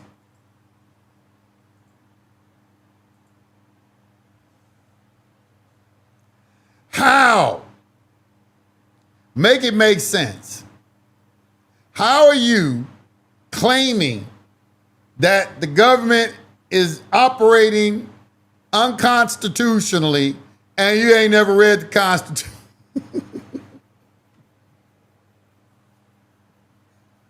How?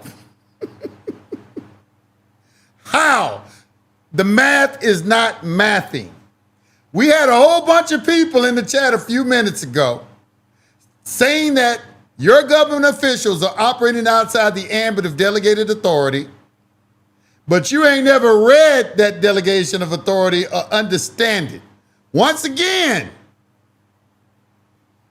we need to have a Schoolhouse Rock meeting.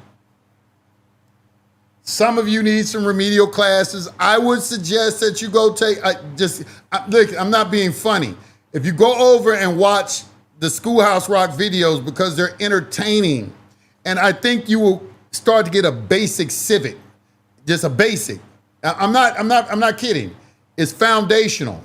You go over there, it'll give you some good foundation because, we got that when we were younger.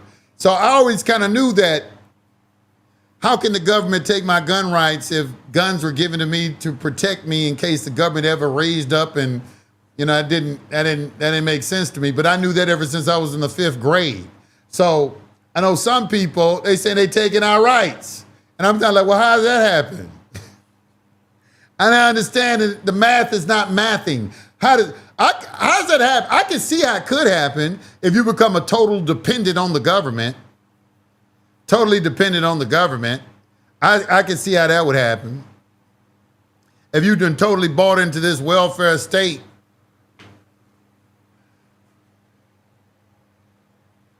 I read half of it and making sure I understand what I read.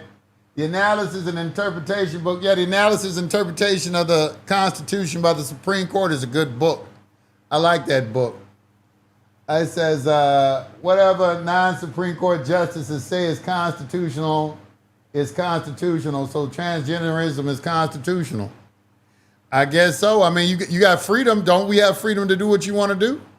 I mean, hey, I can see how they could say that. I mean, if they want to be, delusional, you have a right to be delusional. There's a lot of delusional people. Look in the echo chambers. Got a ton of delusional people in there. It said Article 3, Section 2, the state can't be party to its own case. And only, so that said that, I don't remember Article 2 of the Constitution saying that. Let me put that in Chat GPT. That's not what Article 2 of the Constitution says, bro. Oh, well, maybe it does. Maybe it does. Oh, hold on, maybe it does. Maybe it does. I just had an epiphany. Let me see what it says. That comment mixes two separate legal ideas and overstates both. Hold on, let me put it on the screen so you can read what you just said. We in the age of AI. I'm gonna put it on the screen real quick so you can read along with me. Let you read along with me real quick. Where'd it go? Oh shoot, where I put it? Yeah, here it is right here. Okay. All right, no, that's not it. Where I just put it? I just put it, man.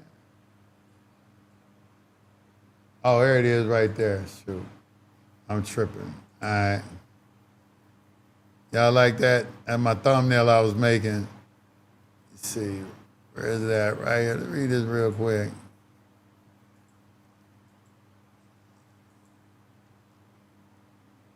Where is it at? Oh, yeah. Oh, I forgot. I got to put this. I'm sorry. Hold on. I got to do this right here. I got to do this real quick.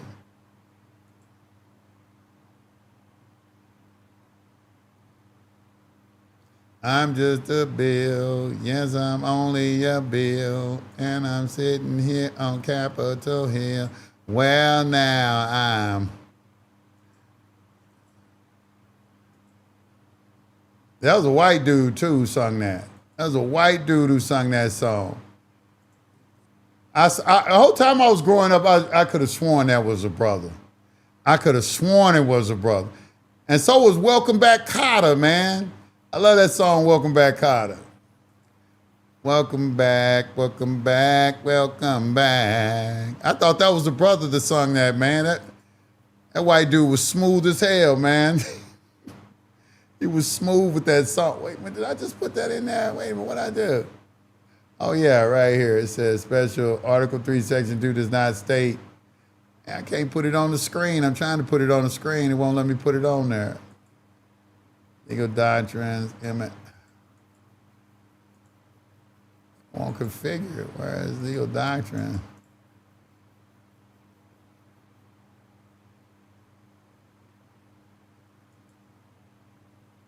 Let me see if that's it. All right, there it is right there. Okay.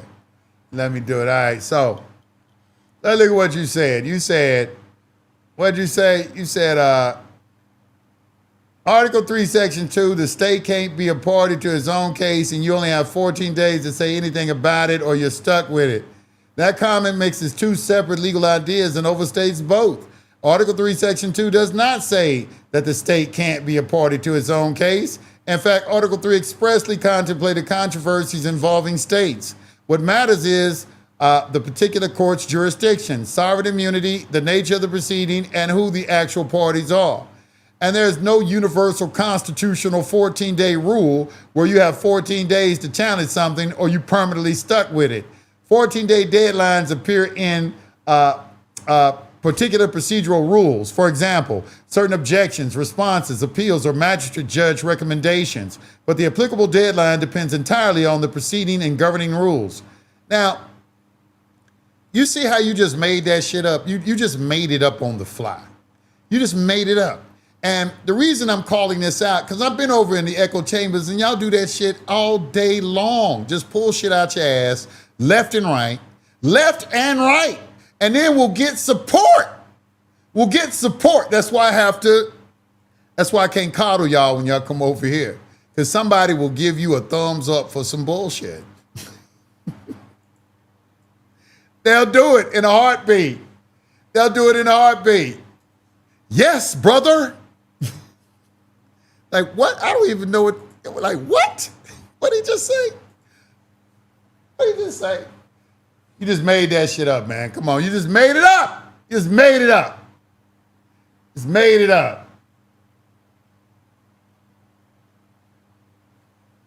don't say it. It doesn't. Anybody go? I said it didn't say it. It don't say it. You know you made it up. Well, you gonna make me pull out the Constitution and read it. It don't say none of that stuff you were just saying.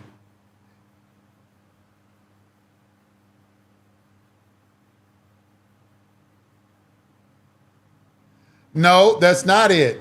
I keep doing it because I'm feeding my chat GPT, and this is how I come up with curriculums and everything for my school, because I feed all the questions that all of you ask me, and I might do something on constitutional law. So for my AI to understand what it is that you don't understand, that's why I get the questions like that and I put them in there. Yeah, I could do it myself, but why? We got a tool now to do it for us. So I shouldn't have to go through all of that. But let me ask you a question. Are you sitting here arguing? Okay, I'll tell you what, I'm going to entertain you right now. I'm going to entertain you. Let's pull up the Constitution.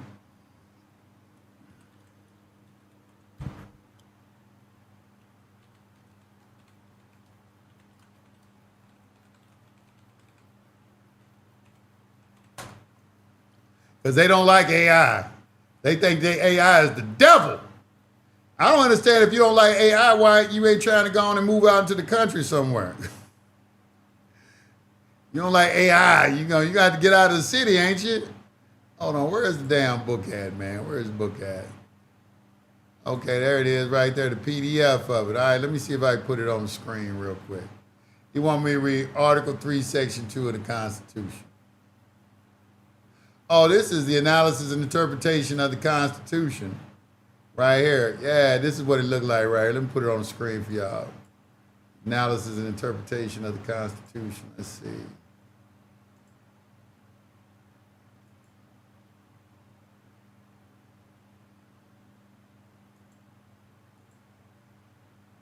All right. Let's see real quick. Say you want me to. All right, this right here. This is a good book. Now, I would suggest all of you go and read this book right here. It's the Constitution of the United States of America, Analysis and Interpretation, Analysis of Case Decided by the... I know you don't respect the Supreme Court justices, so you ain't going to read it because you think you know the law better than they do. I know you do. I know you do. For some kind of way, you understand the Constitution better than the Supreme Court justices, even though you've never read the Constitution. That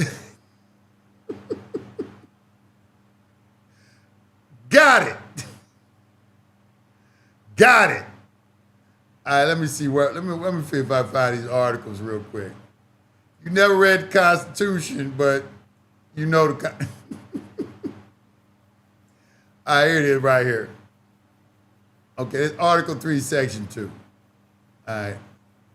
We might can read some citations of authority in here too. Let's see if we can find something. because I'm always comparing Article 3, Section 2 to Article 1, Section 8, Clause 9 of the Constitution, because, you know, those are related to each other. So there's always an argument about this Article 1, Article 3 court, which I read a lot of law reviews and things like that. It don't even seem like the attorneys have a clear understanding of it, in my opinion. But it seems like the answer to the question would be separation of powers. That I don't care what it says in Article 3, Section 2. Article 1, how can the legislature exercise Article 3 powers? And they create legislative courts. So that's a discussion we may have to have. All right, Article 3, Section 2. All right, so right here, the judicial power shall extend to all cases in law and equity arising under this Constitution, the laws of the United States, and treaties made of or which shall be made under their authority, to all cases affecting ambassadors, other public ministers, and consuls, to all cases of admiralty and maritime jurisdiction, to controversies to which the United States shall be a party, to controversies between two or more states, between a state and citizen of another state, between citizens of different states, between citizens of the same state claiming lands under grants of different states, and between a state or the citizen thereof and foreign state citizens or subjects.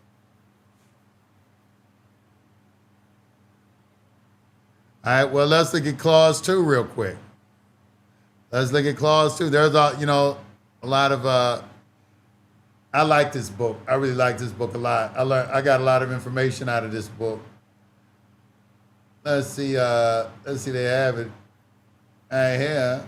Did I pass by it?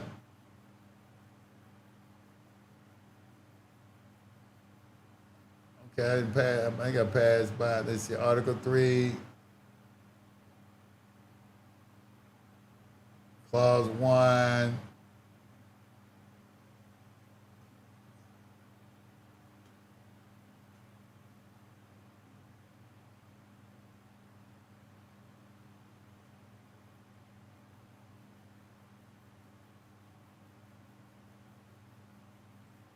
I'm looking for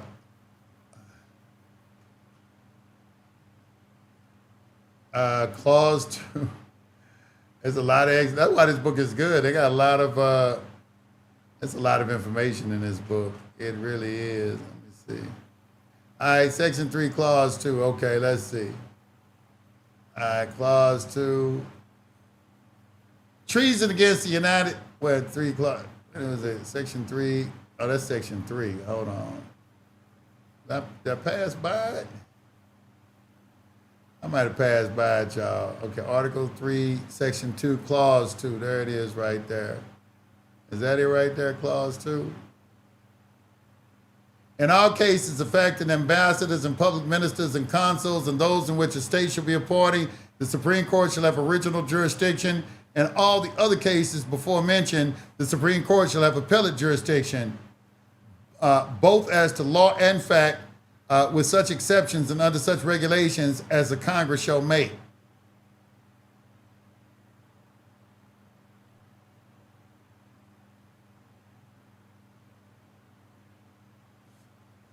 I don't see what you were talking. Did I miss something? Where my man at that they were just talking about? I'm using the AI.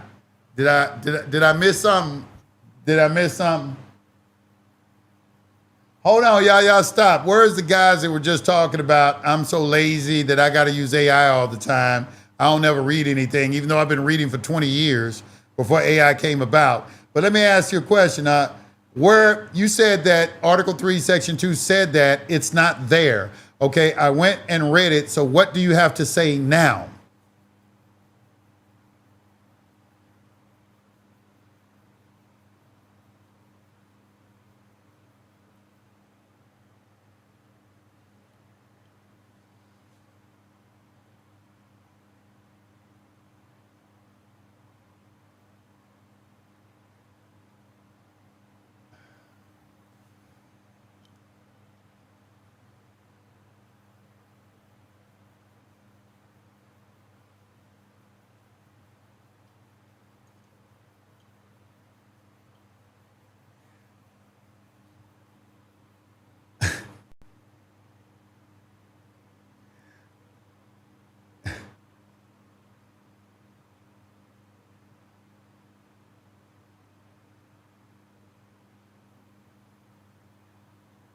a U.S. citizen cannot even get into an Article 3 court. I would say that there's some, I don't think that there's complete truth to that, because they can use a habeas corpus, and there are ways to do it. But yes, you have the Ashwander rules. They won't issue a certiorari, unless it pass all those tests. I mean, I would agree with that statement to a degree. I would agree. A U.S. citizen is a person that's taking a lot of benefits and privileges from the government. So if you can't challenge the constitutionality of a statute if you are also taking a benefit and privilege of said statute, which makes sense to me. It's like, okay, you're gonna, equity is not gonna allow that to happen. But did I do something wrong? I'm sorry. Let me get back on the screen. I don't know, how is it fair that they charge you and try the case that is a conflict of interest that sets you up for failure? Because administrative courts are courts of compliance. It's not a, they're trying to get compliance to the statutory rules that govern society.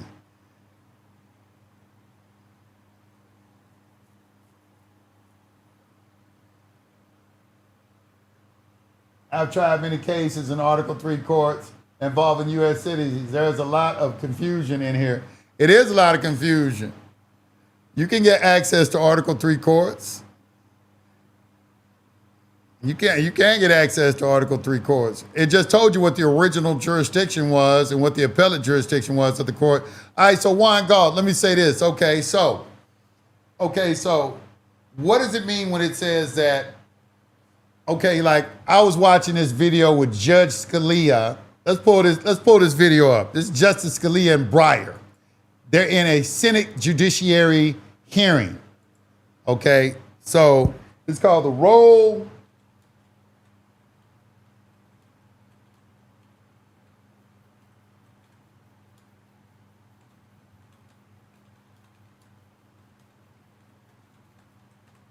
of the Supreme Court under the Constitution.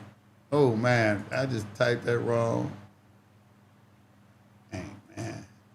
Put it in there again.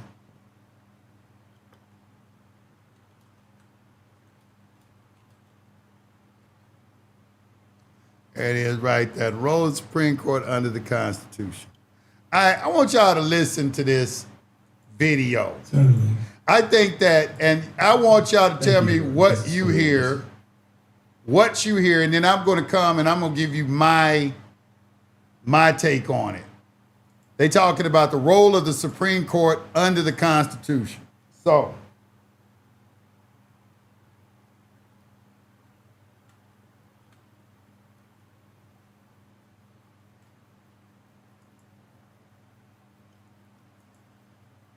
right.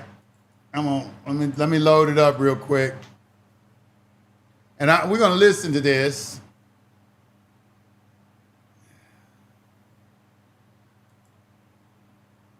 Certainly. Thank you, Justice Scalia and Justice Breyer, for joining us. All right, let me put it on the screen real quick. Media.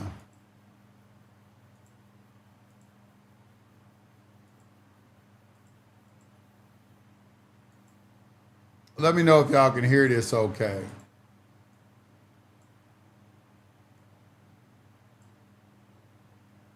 All right. Certainly. Hope y'all can hear this okay. Thank you, Justice Scalia and Justice Breyer, for joining us. It's an honor to have you here today. Justice Scalia, I wanted to follow up on some things you had said in your opening statement, along the lines that it is and properly should be a difficult, cumbersome, time-consuming process in our constitutional republic to enact legislation. I think the courts can and should Y'all can hear that? play a significant role in ensuring that that's always the case. The court certainly has played a role in the past, in cases like INS v. Chalker, in which the court has stepped in and said, notwithstanding the fact that you, Congress, may have found something that makes the process of legislating easier or perhaps even more efficient or collegial, you haven't in your opening I had to mute my mic. Hold on, I want to start this over from the beginning.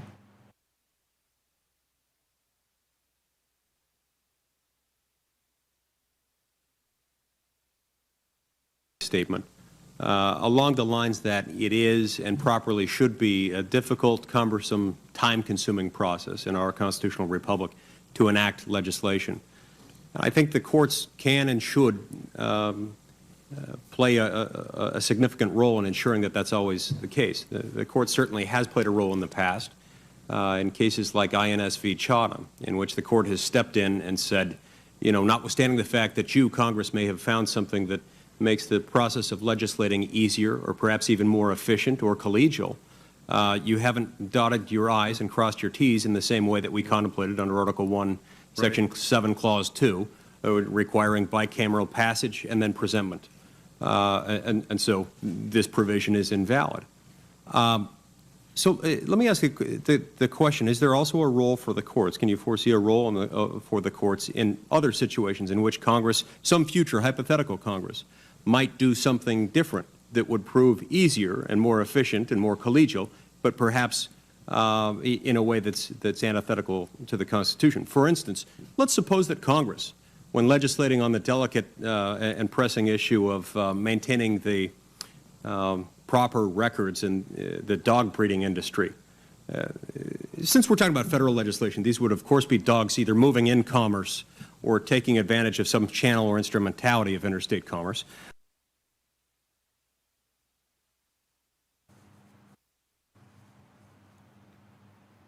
I had to pause right there because I wanted to emphasize that part right there. He's making an example, but he narrowed it down because Congress has the authority to, that's delegated to them under Article 1, Section 8, Clause 3, the Commerce Clause. So right now he's letting Justice Brian Scalia know that this is a power that has been delegated to us. So they're going to get into a discussion about delegation of powers doctrine on what can be delegated and what can't be. You know, the legislature can't delegate their lawmaking authority, but it can delegate rulemaking authority to the agencies and so forth. So they're going to get into a discussion about that.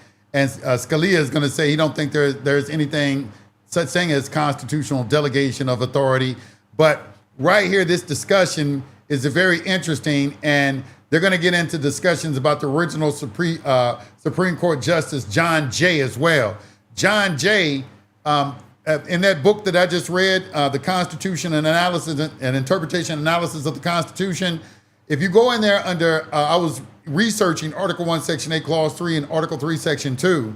In the footer, there is a meeting between George Washington and John Jay where there was a discussion where John Jay was asking him, how can a justice wear two hats? How can he wear two hats? How can I, you know, if we have this thing called separation of powers, how am I in any kind of way affiliated with, you know, Article 1? So this is a discussion. I put all this into my AI, and my AI agreed with me.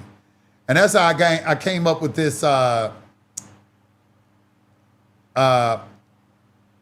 it's theoretical, but it's using a constructive trust, you know, which is for unjust enrichment, and using the public trust doctrine in some kind of way, try to raise a constitutional issue about the taking of the gold. But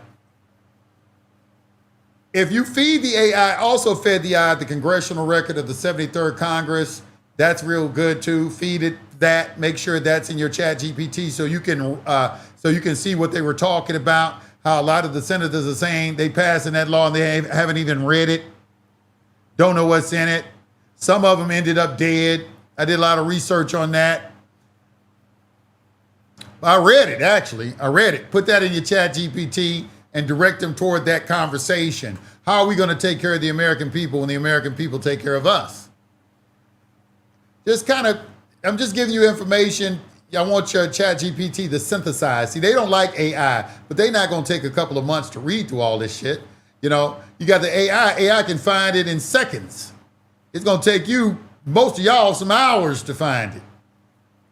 But let's continue. This is interesting. but a law in which Congress just passes a law saying we're outsourcing, we're delegating the authority to regulate dog breeding and record keeping for purebred dogs to the Board of Directors of the American Kennel Club. That passes both houses of Congress. It goes to the President. It's signed into law, and we then have outsourced the regulation of this practice to the American Kennel Club. Is that a situation in which you can anticipate the court might step in? Well, I would step in. I don't know if the court would. I was the dissenting vote in the first case involving. I hate to mention this with my friend Stephen here, since he was on the Sentencing Commission. I thought when Congress created a sentencing commission to decide how many years everybody should spend in jail, because presumably Congress didn't have the time to figure it out for themselves and just left it to this commission to do it. I didn't think that that was constitutional, so I am sure I wouldn't like your dog breeding body either. But I can't speak for the court. I don't know what the court would allow. That's why they got Scalia in there, because they know he the one. Now, Scalia mysteriously ended up dead at Breyer's ranch house. Mysteriously. I'm not going to make any type of accusations or anything, but Scalia, in my opinion, was one of him and Clarence Thomas were some of the amongst the best Supreme Court justices we have sitting on the bench. And he ended up in some untimely demise, but I want you to look and see how he thinks and how he talks. He's an originalist. He's not one of them living document.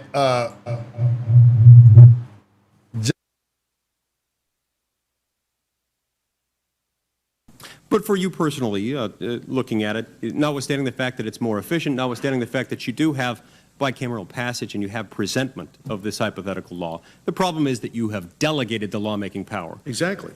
You have to be careful, because John Jay, I just read this in John Stevens' book, it's pretty good. The first chapter, he says, John Jay, first Chief Justice. And George Washington went to him and said, I have a lot of questions here. I don't want to do anything unconstitutional. Here are a bunch of them. Will you answer them? And John Jay said, no advisory opinions. He said, we're not giving any advice. But the real reason, of course, is he didn't know the answer. So and he was right, and he was right. Right. And his tenure on the court proved to be short-lived in any event.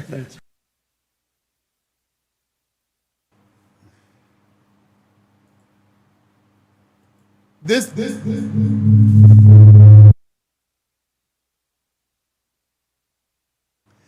is something I just seem to notice about.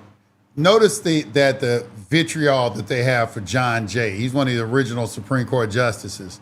Now, when I found that in that book, he was asking questions about certain things that people didn't like either. So, they didn't like John Jay, but I'm saying, well, why you don't like John Jay? He was saying the American people are the original sovereigns. Chisholm versus Georgia, that's the first, Supreme Court case is Chisholm versus Georgia. But I find it interesting as I researched this, why, it just seemed like the little slight toward John Jay, and then Breyer said he didn't really know the answer. What he said, he refused to give an answer, but he wanted to talk about how these justices are wearing two hats. That's what he was concerned with. He's like, look, I'm not going to talk about that, but I want to talk about how we wearing two hats. So I'm going to find it for you and see if I can locate it. We can have a discussion about it. I get my AI to pull it out.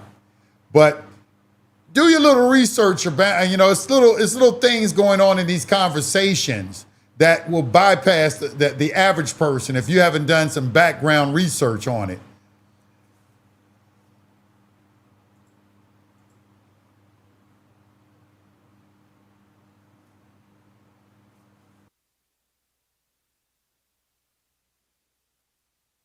Now, the situation you pose is quite different, of course, from your leaving it to an agency. So how is it different then? How do those differ? Well, because when you leave it to an agency, you are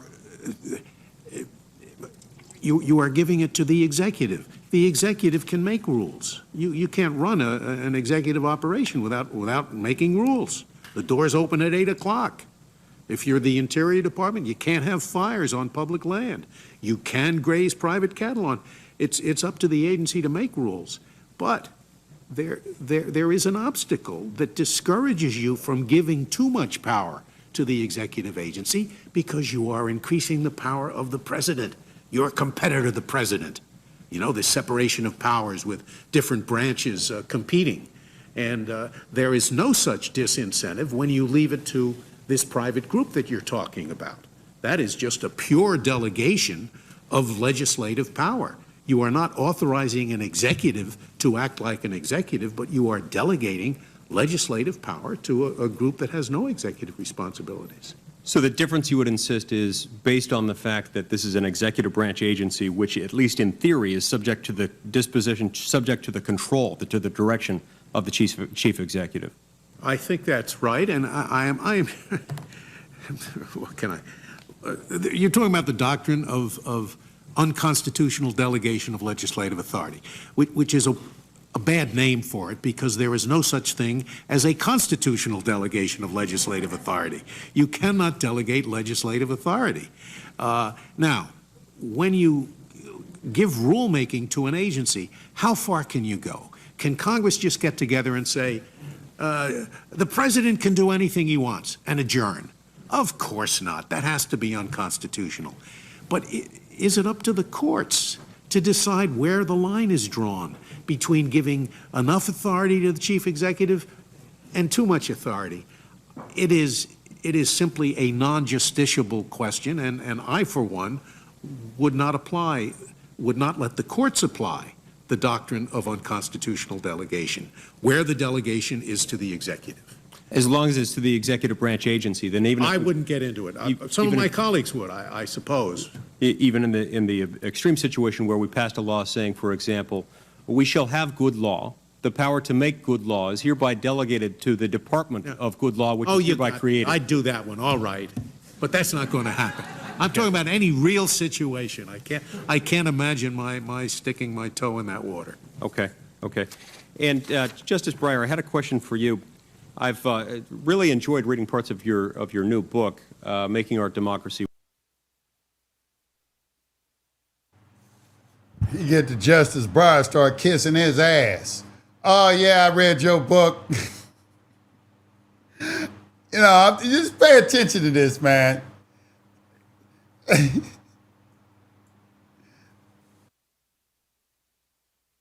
Work. It's very well written and fascinating. I think it's good reading for any law student or lawyer or American who wants to learn more about the system. You suggest in your book, at page 126, that there's rarely an easy answer to the question of what level of government should be primarily responsible for helping to resolve the problems that potentially call for legislation, and that the question usually turns on empirical information such that facts help determine the answers.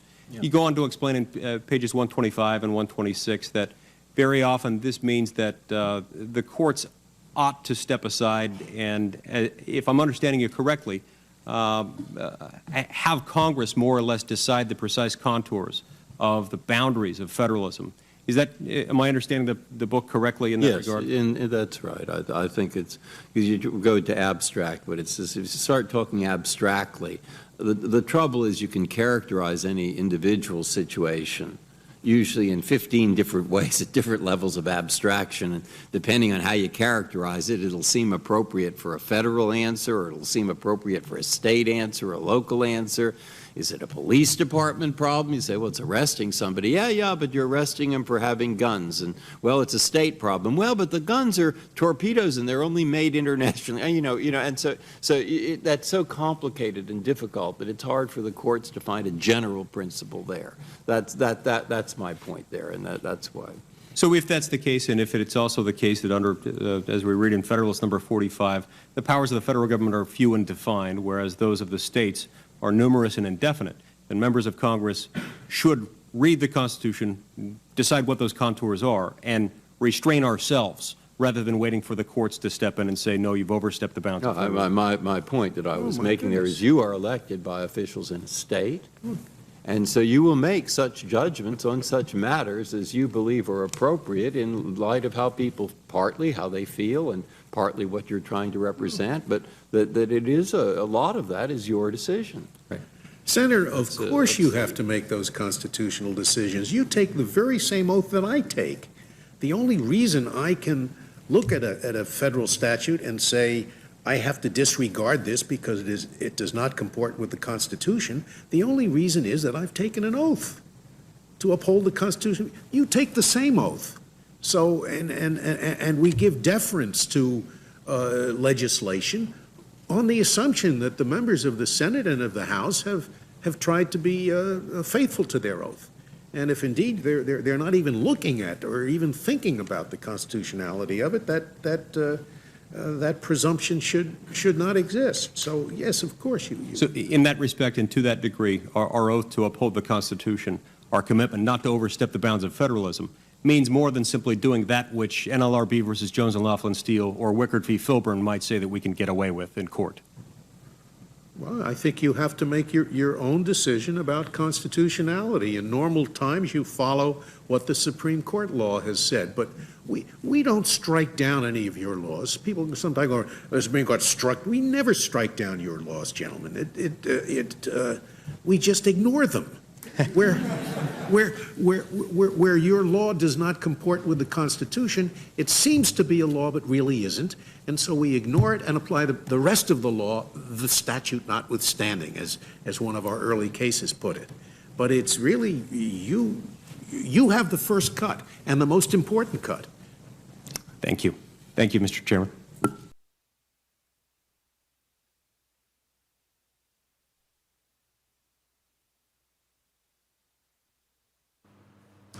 Okay.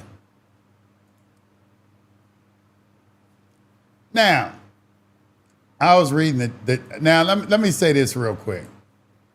If you could follow along with that conversation, I would say that you probably have a pretty good civic education if you could follow along with that conversation. If you couldn't, I would strongly suggest that you restrain yourself from making comments in the chat talking about what's constitutional and what's not constitutional. This man right here has already told you how they go about it. Everybody's not sitting up on the bench planning to just violate all of your rights like all of you think that they are. There's not doing that. So that's number one. All right, number two, I saw Juan Galt talk about, and Chisholm over Georgia was overturned by the 11th Amendment. Was it the 9th Amendment or the 11th Amendment?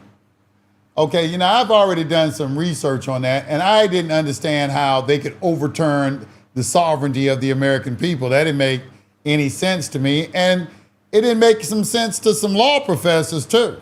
So I'm going to read something for you, Juan. I just want your opinion on this. It's kind of interesting. This is Randy E. Barnett, Georgetown Law Faculty Lectures and Appearances, The People of the State, Chisholm versus Georgia and Popular Sovereignty. Chisholm versus Georgia was the first great constitutional case decided by the Supreme Court. In Chisholm, the court addressed the fundamental question, who is sovereign, the people or the state? It adopted an individual concept of popular sovereignty rather than the modern view that limits popular sovereignty to the collective or democratic self-government. And that is how it is they interpret it today. Not only individual sovereignty, but we express our sovereignty collectively through the organs of government. Okay? That's how our sovereignty is exercised, according to them. They try to say that is the interpretation of it. Okay? So, it denied that the state of Georgia was a sovereign entitled like the King of England to assert immunity from a lawsuit brought by a private citizen. Despite all this, Chisholm is not among the canon of cases that all law students are taught. Why not? In this essay, I offer several reasons. Constitutional law is taught by doctrine rather than chronologically. Law professors have reason to privilege the martial court, and the court's individualist view of popular sovereignty is thought to have been repudiated by the adoption of the 11th Amendment. I explain why the 11th Amendment did not repudiate the view of sovereignty expressed in Chisholm by comparing the wording of the 11th with that of the 9th Amendment, and conclude by suggesting another reason why Chisholm is not in the canon. Law professors followed the lead of the Supreme Court, and like the 9th Amendment, the Supreme Court has deemed its first great decision too radical in its implications, which is what I agree with. They said, no, we can't give them that. We can't allow some interpretation like that to stay on the books, but I don't see how the 11th Amendment overturned what you were saying. But that would be a very interesting conversation, but I got to go and do some due diligence and go and study. It's been a while since I studied on this, but I'd be interested to hear your comment in the chat.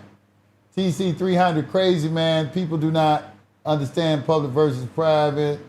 U.S. citizens have 5 rights. They have the same rights as a state. They have the right to sue, to be sued, contract unlimited. Okay. Why God would even have a name kind of don't even make sense. Okay, I got that. They have the right to accept benefits and privileges. Okay. That's the contract unlimited. You accept benefits. I was hoping Juan was going to comment on that.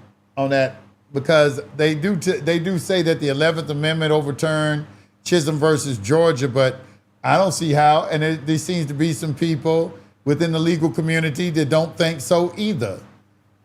So somebody has to explain it to me. Because one of the Supreme Court justices said the only reason that the government has sovereignty because the people got sovereignty. The government can't exercise a power that was not inherent in the people. How can they the creation can never be greater than the creator.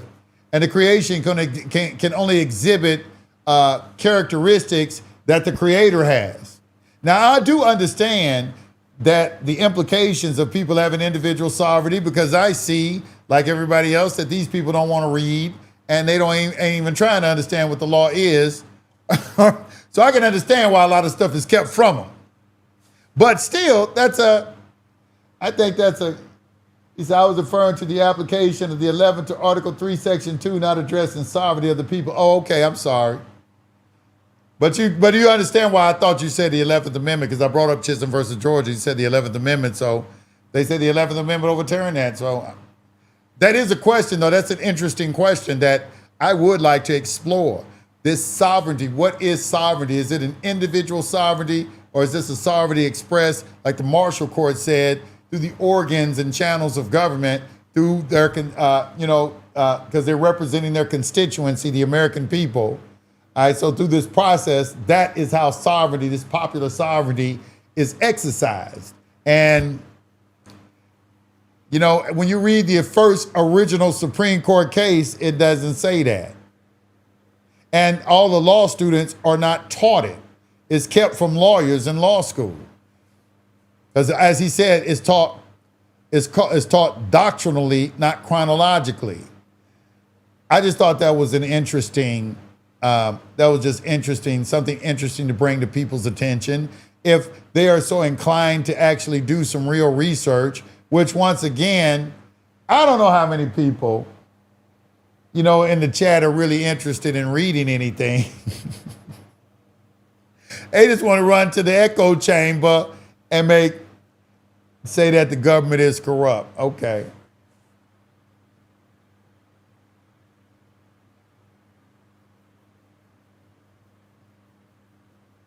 I'm not an insular possession. Yeah, but you got a social security number that was created by Congress. You may not be an insular possession. That's not what that's saying, but you're an acceptor of benefits or privileges.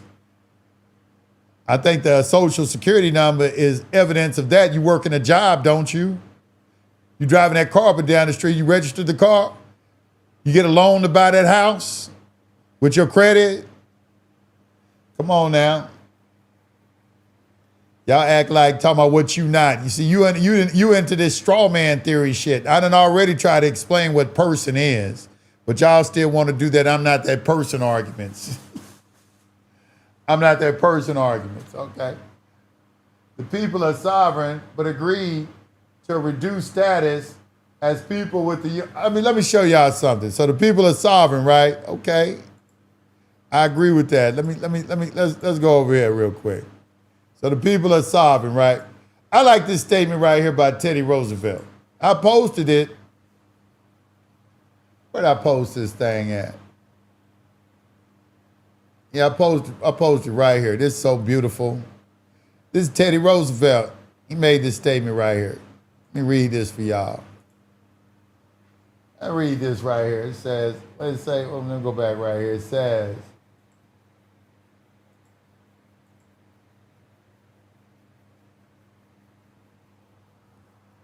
as regards the first set of dangers, it behooves, I can't read that, hold on.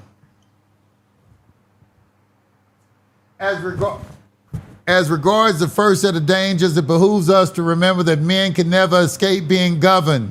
Either they must govern themselves or they must submit to being governed by others.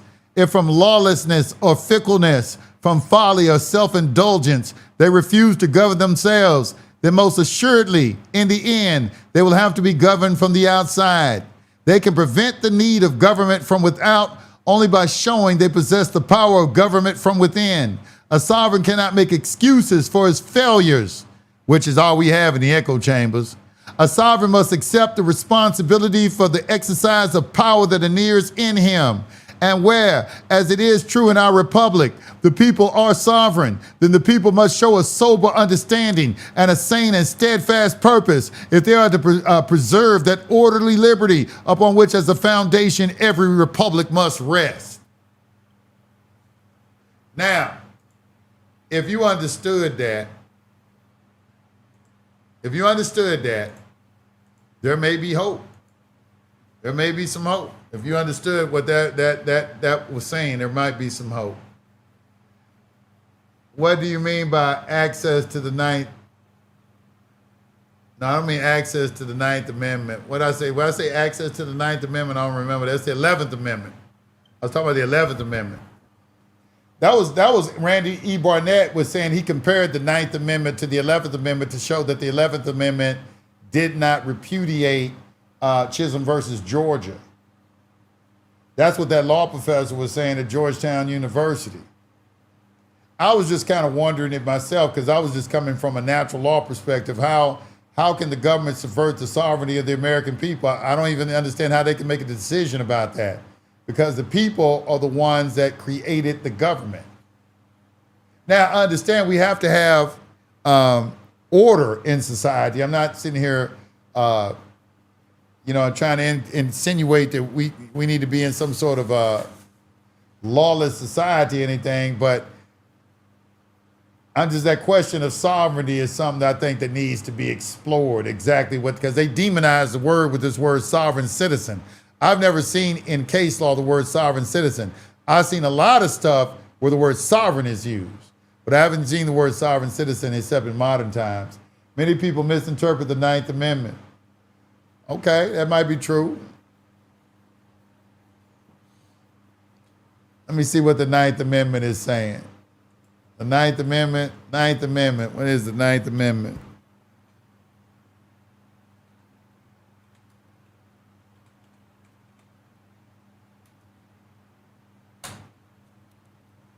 All right. The Ninth Amendment to the U.S. Constitution. Let me see if I can get it. Let me just pull it up.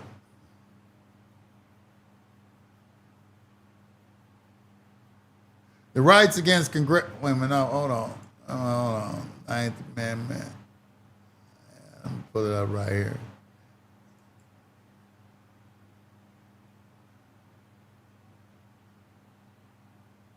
So you say it's the Ninth Amendment is being misinterpreted, or people misinterpret it. Okay, let me see. In what context was the Ninth Amendment used? Enumerated rights of the people. Let's see. The enumeration in the Constitution of certain rights shall not be construed to deny or disparage others retained by the people.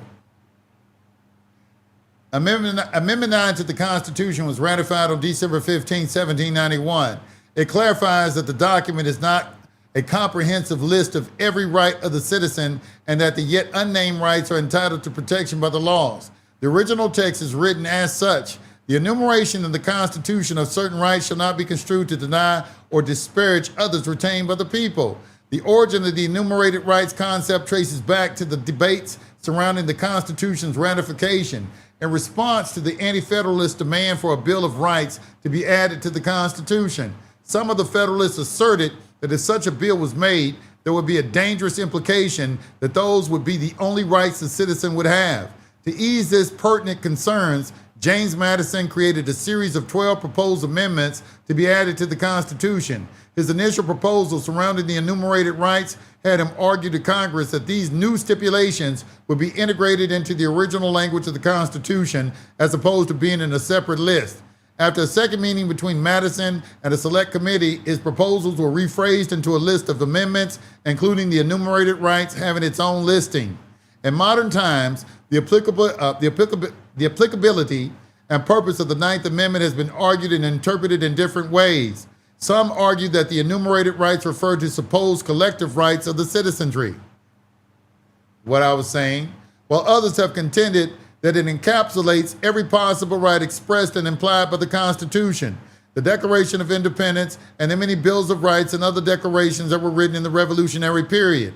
A dilemma surrounding the Ninth Amendment is that although it forbids the government from restricting the enumerated rights of the citizen, it does not directly affirm the existence of the rights. Supreme Court decisions through the 20th century have been interpreted as foundational steps for newer civil rights arguments to emerge, including marital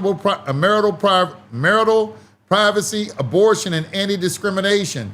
The Ninth Amendment was designed in part to clear out the ambiguity surrounding rights that went unaddressed, yet in so doing produced centuries of historical and political inquiry as to how those rights exist in American society. That definitely is something that needs to be studied. The courts have held that the Ninth does not confer any rights. I got to read those court decisions to see if I can agree with that. Juan, give me a site on that so I can pull it up and read it. I'd be very interested in reading those cases. Well, you don't even know each constitution serves a different purpose. Which constitution are you referring to? Oh my God. So are you trying to be a smart guy and you're going to say the Constitution of the United States, which is, that y'all say is the corporate constitution, a municipal constitution, and the Constitution for the United States of America. And so you're sitting here saying that I don't understand what each of those apply to? Now, there are three different definitions of the word United States. The Supreme Court has affirmed that. I have a chart detailing it. Would you like to see it that I showed to my students? Let me show you this chart, because he's trying to say what I don't know. I don't understand you people, man. Where y'all coming from? Why y'all be saying some of the stuff y'all be saying, man, coming out of your mouth? I don't understand why you saying that. Now, I ran this by ChatGPT. I want you to do the same thing. ChatGPT, it told me I was what did it say? I was partially right.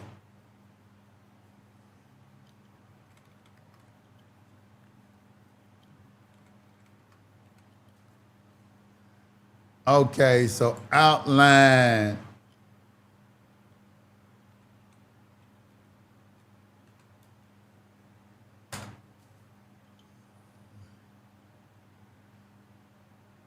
Okay, so somebody say, I don't even know the difference. Okay. He don't even know the difference.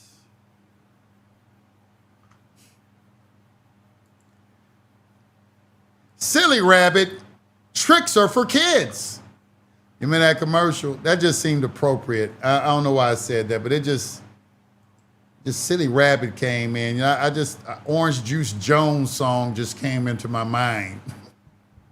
And, you know, Silly Rabbit. Let me look at this real quick. Let me see if we can pull this up on the screen. Yeah. All right, right here. I drew this up. When I first came into this into all of this. I made this about 15 years ago. And it was from studying this Constitution. You know, everybody was saying there's a Constitution for the United States of America and a Constitution of the United States. All right, so we have this preposition right here that people saying are different. All right, so now there is some sort of difference because of the territorial jurisdiction that Congress exercises. This conceptually can be true because they do exercise administrative agencies. I'm sure Juan Galt will agree with this, do exercise legislative, executive, and judicial powers. All right, and we know that all of those agencies are Department of State, Department of Treasury, Department of Defense, Department of Justice, FBI, Department of the Interior, Department of Agriculture, Department of Commerce, Department of Labor, and they receive a delegation of authority over here. So here's the de jure Constitution up here, Article 1, Article 2, and Article 3, and that legislative enactment of 1871 that they like to refer to, all right, which all this is wrong now. I did this a long time ago, but I still agree that the concept is still on point because when you operate in a territorial jurisdiction, this is what you're subjected to. All of these definitions I pulled out of Black's Law Dictionary. Congress also has power within certain limits to create what are called Article 1 tribunals. These Article 1 tribunals are really akin to administrative agencies. That is, the judges do not have any constitutionally guaranteed lifetime tenure. They need that, and also protection from salary diminution so that they can be free from somebody exercising some influence over them, so they won't be biased. They're not governed by the case of controversy limitation of Article 3. At the present time, Article 1 courts include territorial courts, certain courts of the District of Columbia, courts martial, and legislative courts and administrative agencies that adjudicate public rights. Now, one of the things that I've been trying to seek is they trying to say that U.S. district courts are Article 3 courts, but they were created by the Judiciary Act under Congress. How can that be? We have something called separation of powers. I'm just asking. So maybe somebody can give me some clarification on that. All right, so Article 1 court, see legislative court, a type of federal legislative court that is not bound by the requirements of or protected under U.S. Article 3, Section 2, and that performs functions similar to those of an administrative agencies, such as issuing advisory opinions. Also down here, I have, when acting to enforce a statute and the subsequent amendments to the present date, the judge of the municipal court is acting as an administrative officer and not in a judicial capacity. Semicolon, explanation. The court is courts in administering or enforcing statutes do not act judicially, but merely ministerially. Now, when we look up the word ministerial, it means that they don't have to exercise any, they have to do what they're told. That's what a ministerial duty is. Okay, that's administrative. Now, to the individual that was in the chat, where is he at? Where is the individual that was in the chat that said, I don't know? Okay, yeah, I appreciate the cases. I wish that y'all, I've been doing this for a long time, y'all. I really seriously, there's nothing that I know I've seen like I'm tripping right now, but there's just not anything that you can really show me that I don't already know. Just by the questions that y'all ask and the things that you say. Okay, it's just like, I don't even understand why you would come over here and just say something like that. That was just foolish of you. I just don't understand why you would even say something like that. Publicly, in the chat, in writing, you memorialize that stupidity. I don't understand. Let's see, I'll find out exactly what these cases are talking about. The chart bogus and outdated. Oh, is it? Okay. That ain't what my chat GPT said. It made some corrections. It's bogus and outdated? Okay. Let me see what chat GPT said about my chart. Let me see what it say. He says bogus and outdated. He hating like a baby mama right now. I didn't hit his effeminate side in his feelings. In his feelings now. In your feelings, it's bogus and outdated. At least I did one a long time ago. I took the initiative to try to understand it 15 years ago. to understand all this bullshit that they were telling us. Yes, it's outdated because all the bullshit that we've discovered. Of course, the point in showing you that was not to show you as if it was accurate. The point to show you, dumbass, is that I already have investigated this a very long time ago. That was the point of doing it. Man, I'm not showing you nothing else. I don't even know why I'm sitting here trying to show you something. They say, I'll find out exactly what these.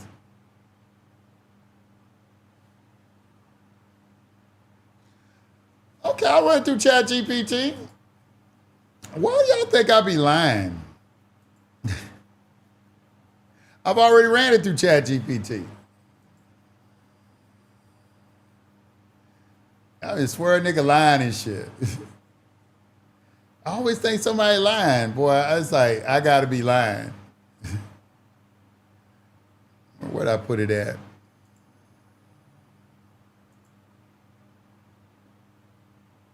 Let's put this document that I created, okay, there 15 years ago into ChatGPT.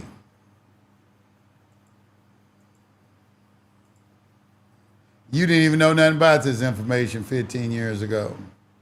You see, oh, here it is right here. So let me put it on the screen.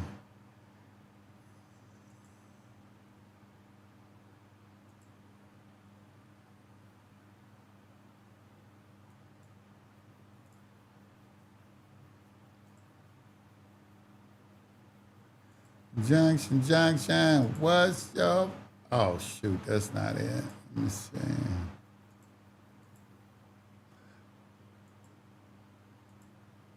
Okay. Well, no, that's not what I'm trying. No, that's not what I'm trying to see either. I'm trying to put on the chat.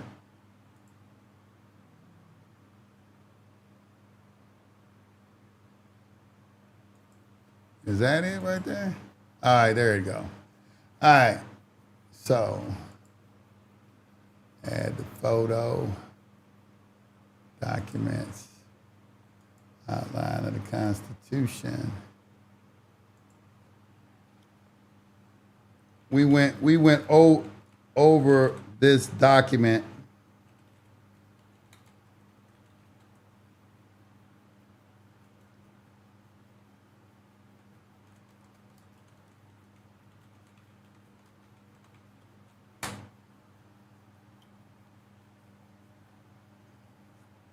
Remembering.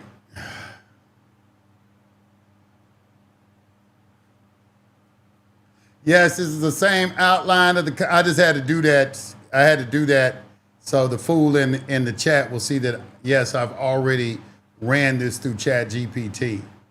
I had to do that for the fool that's in the and yes, the same outline of the Constitution chart we went through before. The central issue was that the chart contains some useful structural distinctions, but then makes a few major doctrinal jumps that the Constitution itself does not support. The chart on page 1 divides government into Article 1, Article 2, Article 3. The most important distinction we developed was this: adjudication is a function. The judicial power is a constitutional grant of power. Article 1, legislative power. Article 1 vests the legislative power in Congress. Congress creates statutory schemes, establishes federal offices and tribunals where constitutionally permitted, appropriates money, regulates within its enumerated powers, and can create inferior federal courts. The chart, however, makes a problematic claim when it says that under Article 1, Section 8, Clause 17, Congress created a separate entity called United States, and that's a corporation. Well, yeah, we know that's not correct anymore. That's not what Clause 17 says. Clause 17 carves out their jurisdiction. Clause 17 is misunderstanding what it's saying. Clause 17 concerns Congress' authority over the District of Columbia and federal enclaves. It does not establish the position that the Constitution of the United States was transformed into or replaced by a corporation. We specifically distinguished that claim from the legitimate Article 1 court issue. We did. Constitute versus vest. This is one of the strongest parts of our previous discussion. Article 1, Section 8, Clause 9 gives Congress power to constitute tribunals inferior to the Supreme Court. But Article 3, subsection 1 says, the judicial power of the United States shall be vested in one Supreme Court and in such superior courts as the Congress may from time to time ordain and establish. We focus heavily on the verb constitutes and established courts. Vest judicial power. The fact that Congress creates a federal court does not automatically make it an Article I court. That was the error we identified in the chart. Congress created the federal district courts by statute, but the ordinary U.S. district courts exercise Article III judicial power. And this is where we went into, okay, so this is where we had the argument. This is where we had the argument. In light, I can't see this keyboard. In light of the principle separation of powers, how can statutes be adjudicated in an Article III court?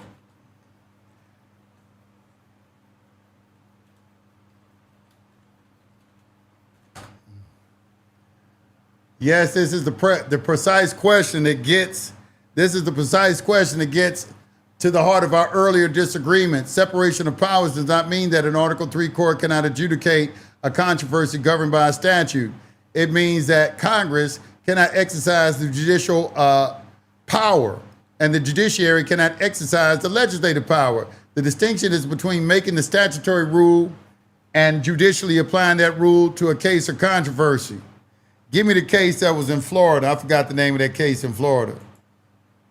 What was the name? What was the name of the case in Florida we discussed?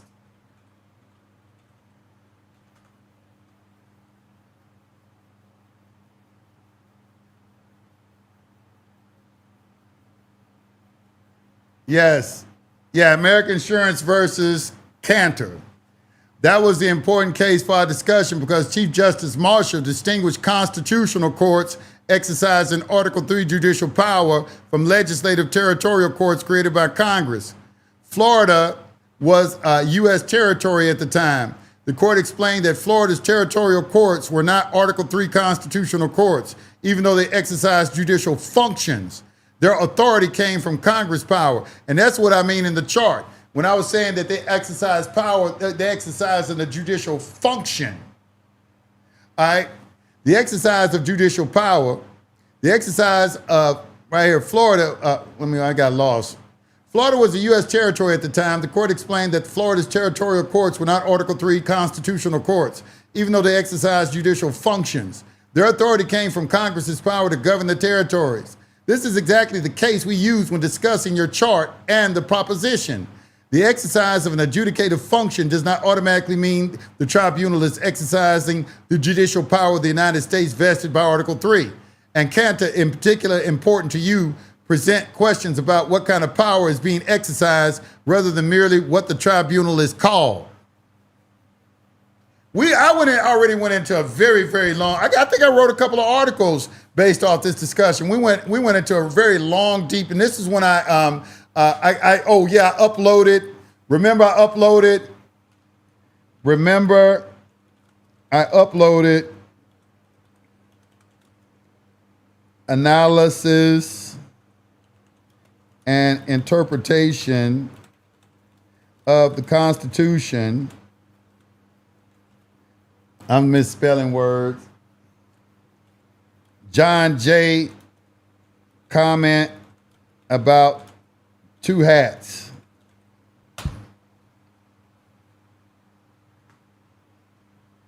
Y'all gotta give me a John J. Oh, yes, I found the discussion you're remembering, and there is an important name correction. You were thinking of John J., not John Hay. I just misspelled it. The material was from the Constitution Annotated Analysis and Interpretation of the Constitution. And our discussion involved John Jay and George Washington, separation of powers, advisory opinions, circuit riding, and what we call two hats problem. The two hats problem. The episode involved Chief Justice John Jay and the early practice of the Supreme Court justices also sitting as circuit judges. Jay objected to the idea that the same individual could simply be assigned different governmental capacities without considering the constitutional office being exercised. The language we focused upon was the concern about one person effectively holding two incompatible offices. That became our shorthand. That's what John Jay said. He said the offices are incompatible.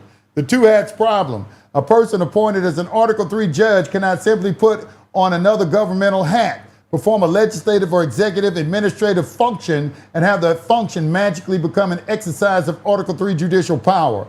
That led directly into Hybern's case in 1792. Hayburn's case was extremely important. Congress enacted the statute assigning federal circuit courts responsibility for determining Revolutionary War pension claims. But there was a constitutional problem. The court's determinations could ultimately be reviewed by the Secretary of War. Think about what that means structurally. Article 3 court makes a determination. Article 2 official can revise, reject determination. The justices objected. Why? Because if they were exercising Article 3 judicial power, their judgments could not be subjected to revision by an executive officer. But there was another possibility. The judge potentially could perform certain duties personally as commissioners rather than Article 3 courts. And this is also when you get into the political question doctrine, okay, that they will not take cognizance of a matter that belongs to one of the two political branches of government. That's something that goes into this as well. And that is where our two hats discussion became important. The same human being might conceivably be hat 1, Article 3 judge, exercising the judicial power of the United States, versus hat 2, commissioned statutory officer performing a congressionally assigned non-Article 3 function. Same person, different capacities, different source of authority, different constitutional power. Exactly what I'm saying right now. It's what I'm saying. I don't know, that person in the chat, I think you need to just, you haven't researched any of this. Not really, you're just talking. You ain't researched none of this. I already did a whole damn, I already wrote a book on this. We know there's a difference between an Article 3 court and Article 3 judge. I used to teach y'all that back in webinars 10 years ago. You probably, you know what? A lot of y'all get things in the echo chambers that I told people a long time ago. And then you come bring it back to me as if, boy, I tell you, he who has the power makes the rules. So my thing is this. Did you understand everything that I just said? American Insurance Company versus Cantor. Did you read that case? Do you understand the principle of separation of powers? Do you understand delegation of powers doctrine, how that operates? Do you understand the political question doctrine? Do you understand plenary power doctrine? All these different things affect jurisdiction. Has some kind of effect on jurisdiction that's being exercised.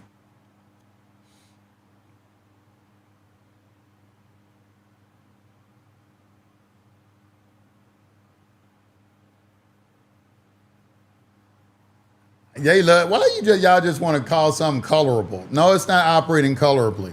It's not operating colorably. No, it's not operating They are operating the way they are operating within the ambit of delegated authority. They might obfuscate, I think, some things, but they're operating within the ambit of their delegated authority. You know what y'all problem is? You keep on looking at the problem of the government. You don't want to look at yourselves and the conduct that you've been engaging in. That's the issue. That's the real problem. Your refusal to put a mirror to your face. The actual problem is not the government. The actual problem is you. That's what I'm saying right now. And I know it's going to piss off you, especially some of you white people that are so entitled that are in those echo chambers who claim to be patriots, and you're not. You're nothing but a bunch of losers and a bunch of angry ass people and everything, mad because you can't get your way. That's all y'all are, is a sounding board off where people go together because they can't get their way and just mad about something. You're not studying any of this. This boy's in the comment section talking about something outdated. He ain't researched any of this stuff. He thought he was really going to say something to me and put it up in chat because he think I was afraid to. I'm not afraid to. I've already looked at my work and come to the, why you think I came to the conclusion that 85% of the shit y'all talking about is bullshit?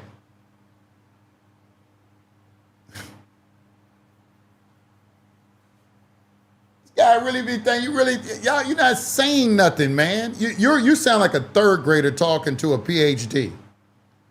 There's a difference between an Article 3 judge and Article 3 court.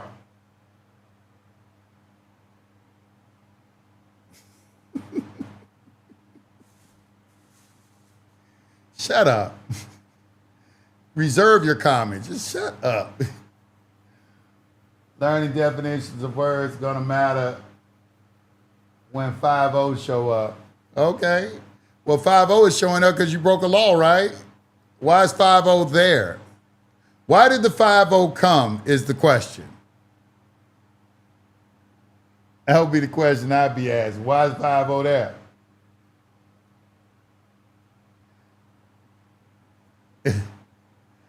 I read these comments. Why is the 5-0 there? What time is it? Man, it's late, man. I can't keep messing with y'all all night. That was good. That was kind of good constitutional. That was kind of good little constitutional discussion, though. You know what I'm saying? Just put something on your mind. You know, put something on your mind a little bit. Put something on your mind.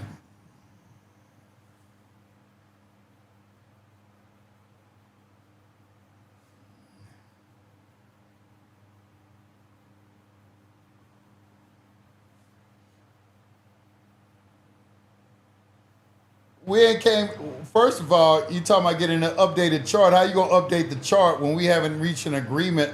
Me and ChatGPT haven't even reached an agreement on what the updated chart should be yet, even though it does recognize a lot of the arguments that I'm making. It recognizes a lot of the arguments I'm making. Oh, you're talking to the chat. Okay, I'm sorry. I apologize. You know what? Let me get off. I must be tired. I'm getting antsy. So, let me get off. I would suggest, I'm going to leave y'all with this right here.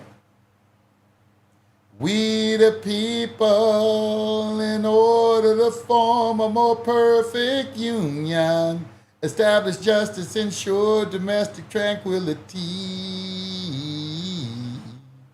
provide for the common defense. You know what? I gotta play that song. I gotta go out with that song, man. That song is jam. I gotta play that, man. That song jamming, man. What is it?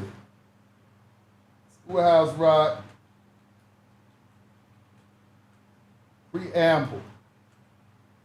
Y'all tell me this don't be jamming though. This right here be jamming, man. I used to love this as a little boy. When this would come on, I would stop what I was doing. To listen to this.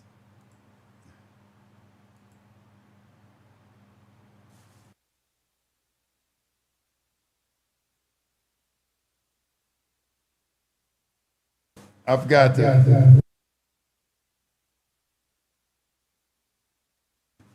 What I was saying was, don't you just feel like, didn't you feel like clapping after that was over?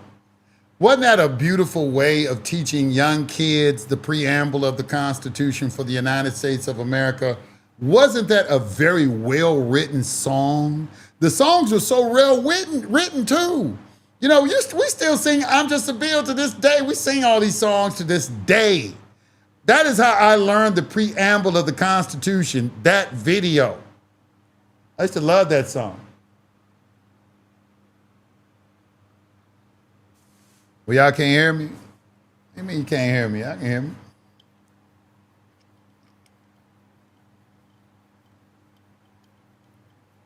All right, y'all. That's it for me tonight. I did my civic duty. I'm an electrical contractor in Las Vegas, and I'm thinking about taking monetization course with Steve, but I don't see it anymore. Okay, I'll put it back up. You know, I took it down, you know. I thought it might, you know, we had a discussion. Maybe it was kind of out of people's price range in this space, you know what I'm saying? So, you know, it might have been a little too much. But I will put it back up. May I suggest you play that song whenever you go live? I do need to play. They probably gonna give me some type of strike though, some type of copyright strike though if I do it. But You know, hey, what I would suggest, if you're in the echo chamber, I want you to take some courses at Schoolhouse Rock. I think that is a very good place for you to start. I'm deadly serious. I'm serious about it. I think it'll be very entertaining. If you have a short attention span, I think you can learn a lot in about 2 to 4 minutes by watching those videos over there. Because it worked for me. Okay, I got it. Well, Juan, let me see Juan. He sent me on the email. Let me see the cases he sent me real quick. Hold on. So, old country, and wanna land of liberty. We the people in order to form a more perfect union. Establish Constitution. Okay, all right, let me see. The Ninth Amendment to the United States Constitution provides the enumeration of the Constitution of certain rights should not be construed to deny or disparage others retained by the people. It is viewed as a restraint on the federal government from acting to expand its powers on rights not listed in the Bill of Rights, and, standing alone, does not confer any substantive rights. Okay, true.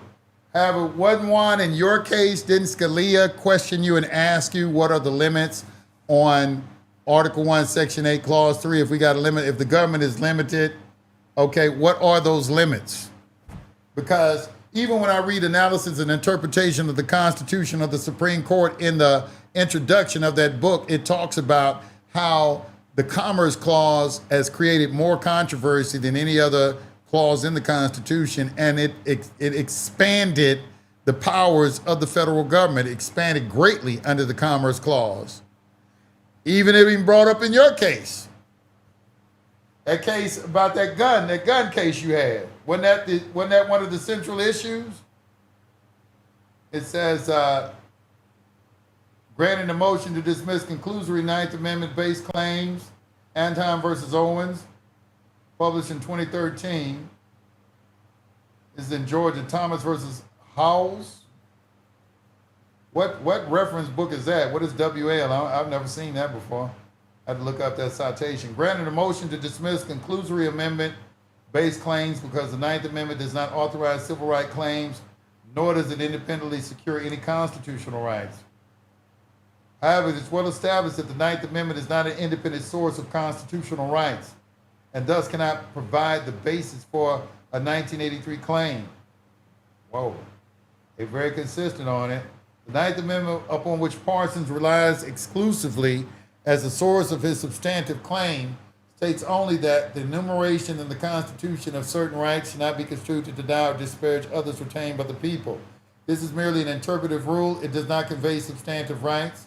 The Ninth Amendment, which stipulates that the enumeration in the Constitution of certain rights should not be construed to deny or disparage others retained by the people, does not create substantive rights beyond those conferred by governing law. As such, the amendment does not guarantee any constitutional rights sufficient to support a claim under 42 U.S.C. 1983. They're bringing 1983 claims.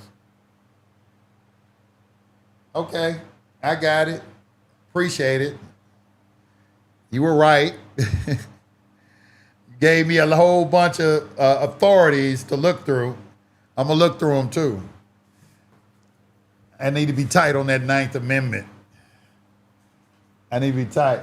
Yeah, but my case showed that the Commerce Clause was not triggered. I agree the Commerce Clause has been expanded too much. It has. It has been expanded too much. YL means Westlaw. Okay, thanks. Westlaw, okay. Well, it's Westlaw, okay. You pulled it off Westlaw, all right. Thanks. All right. That's good. That was some strong sites. I'm gonna check them out. I might write an article. I might get an engaged chat and come up with an article and write about it. All right, y'all. That's it for me today. I want to thank all of y'all. Hopefully, you were able to get something from today's show. If you haven't read the Constitution, at least try to read it. Don't be a person walking around talking about your rights have been violated and you haven't even taken the chance to even conduct a cursory examination of the document. Familiarize yourself with it. Try to see, do something like that, But too many of you are always talking about the Constitution, but I find that none of you have even read the document. And I think there's something wrong with that. But anyway, peace, everyone. I will see you on the next live. I'm out. Peace. Oh, like, comment, and subscribe. Comment on the video. I will answer them. Comment under the video. I'll answer it. Peace.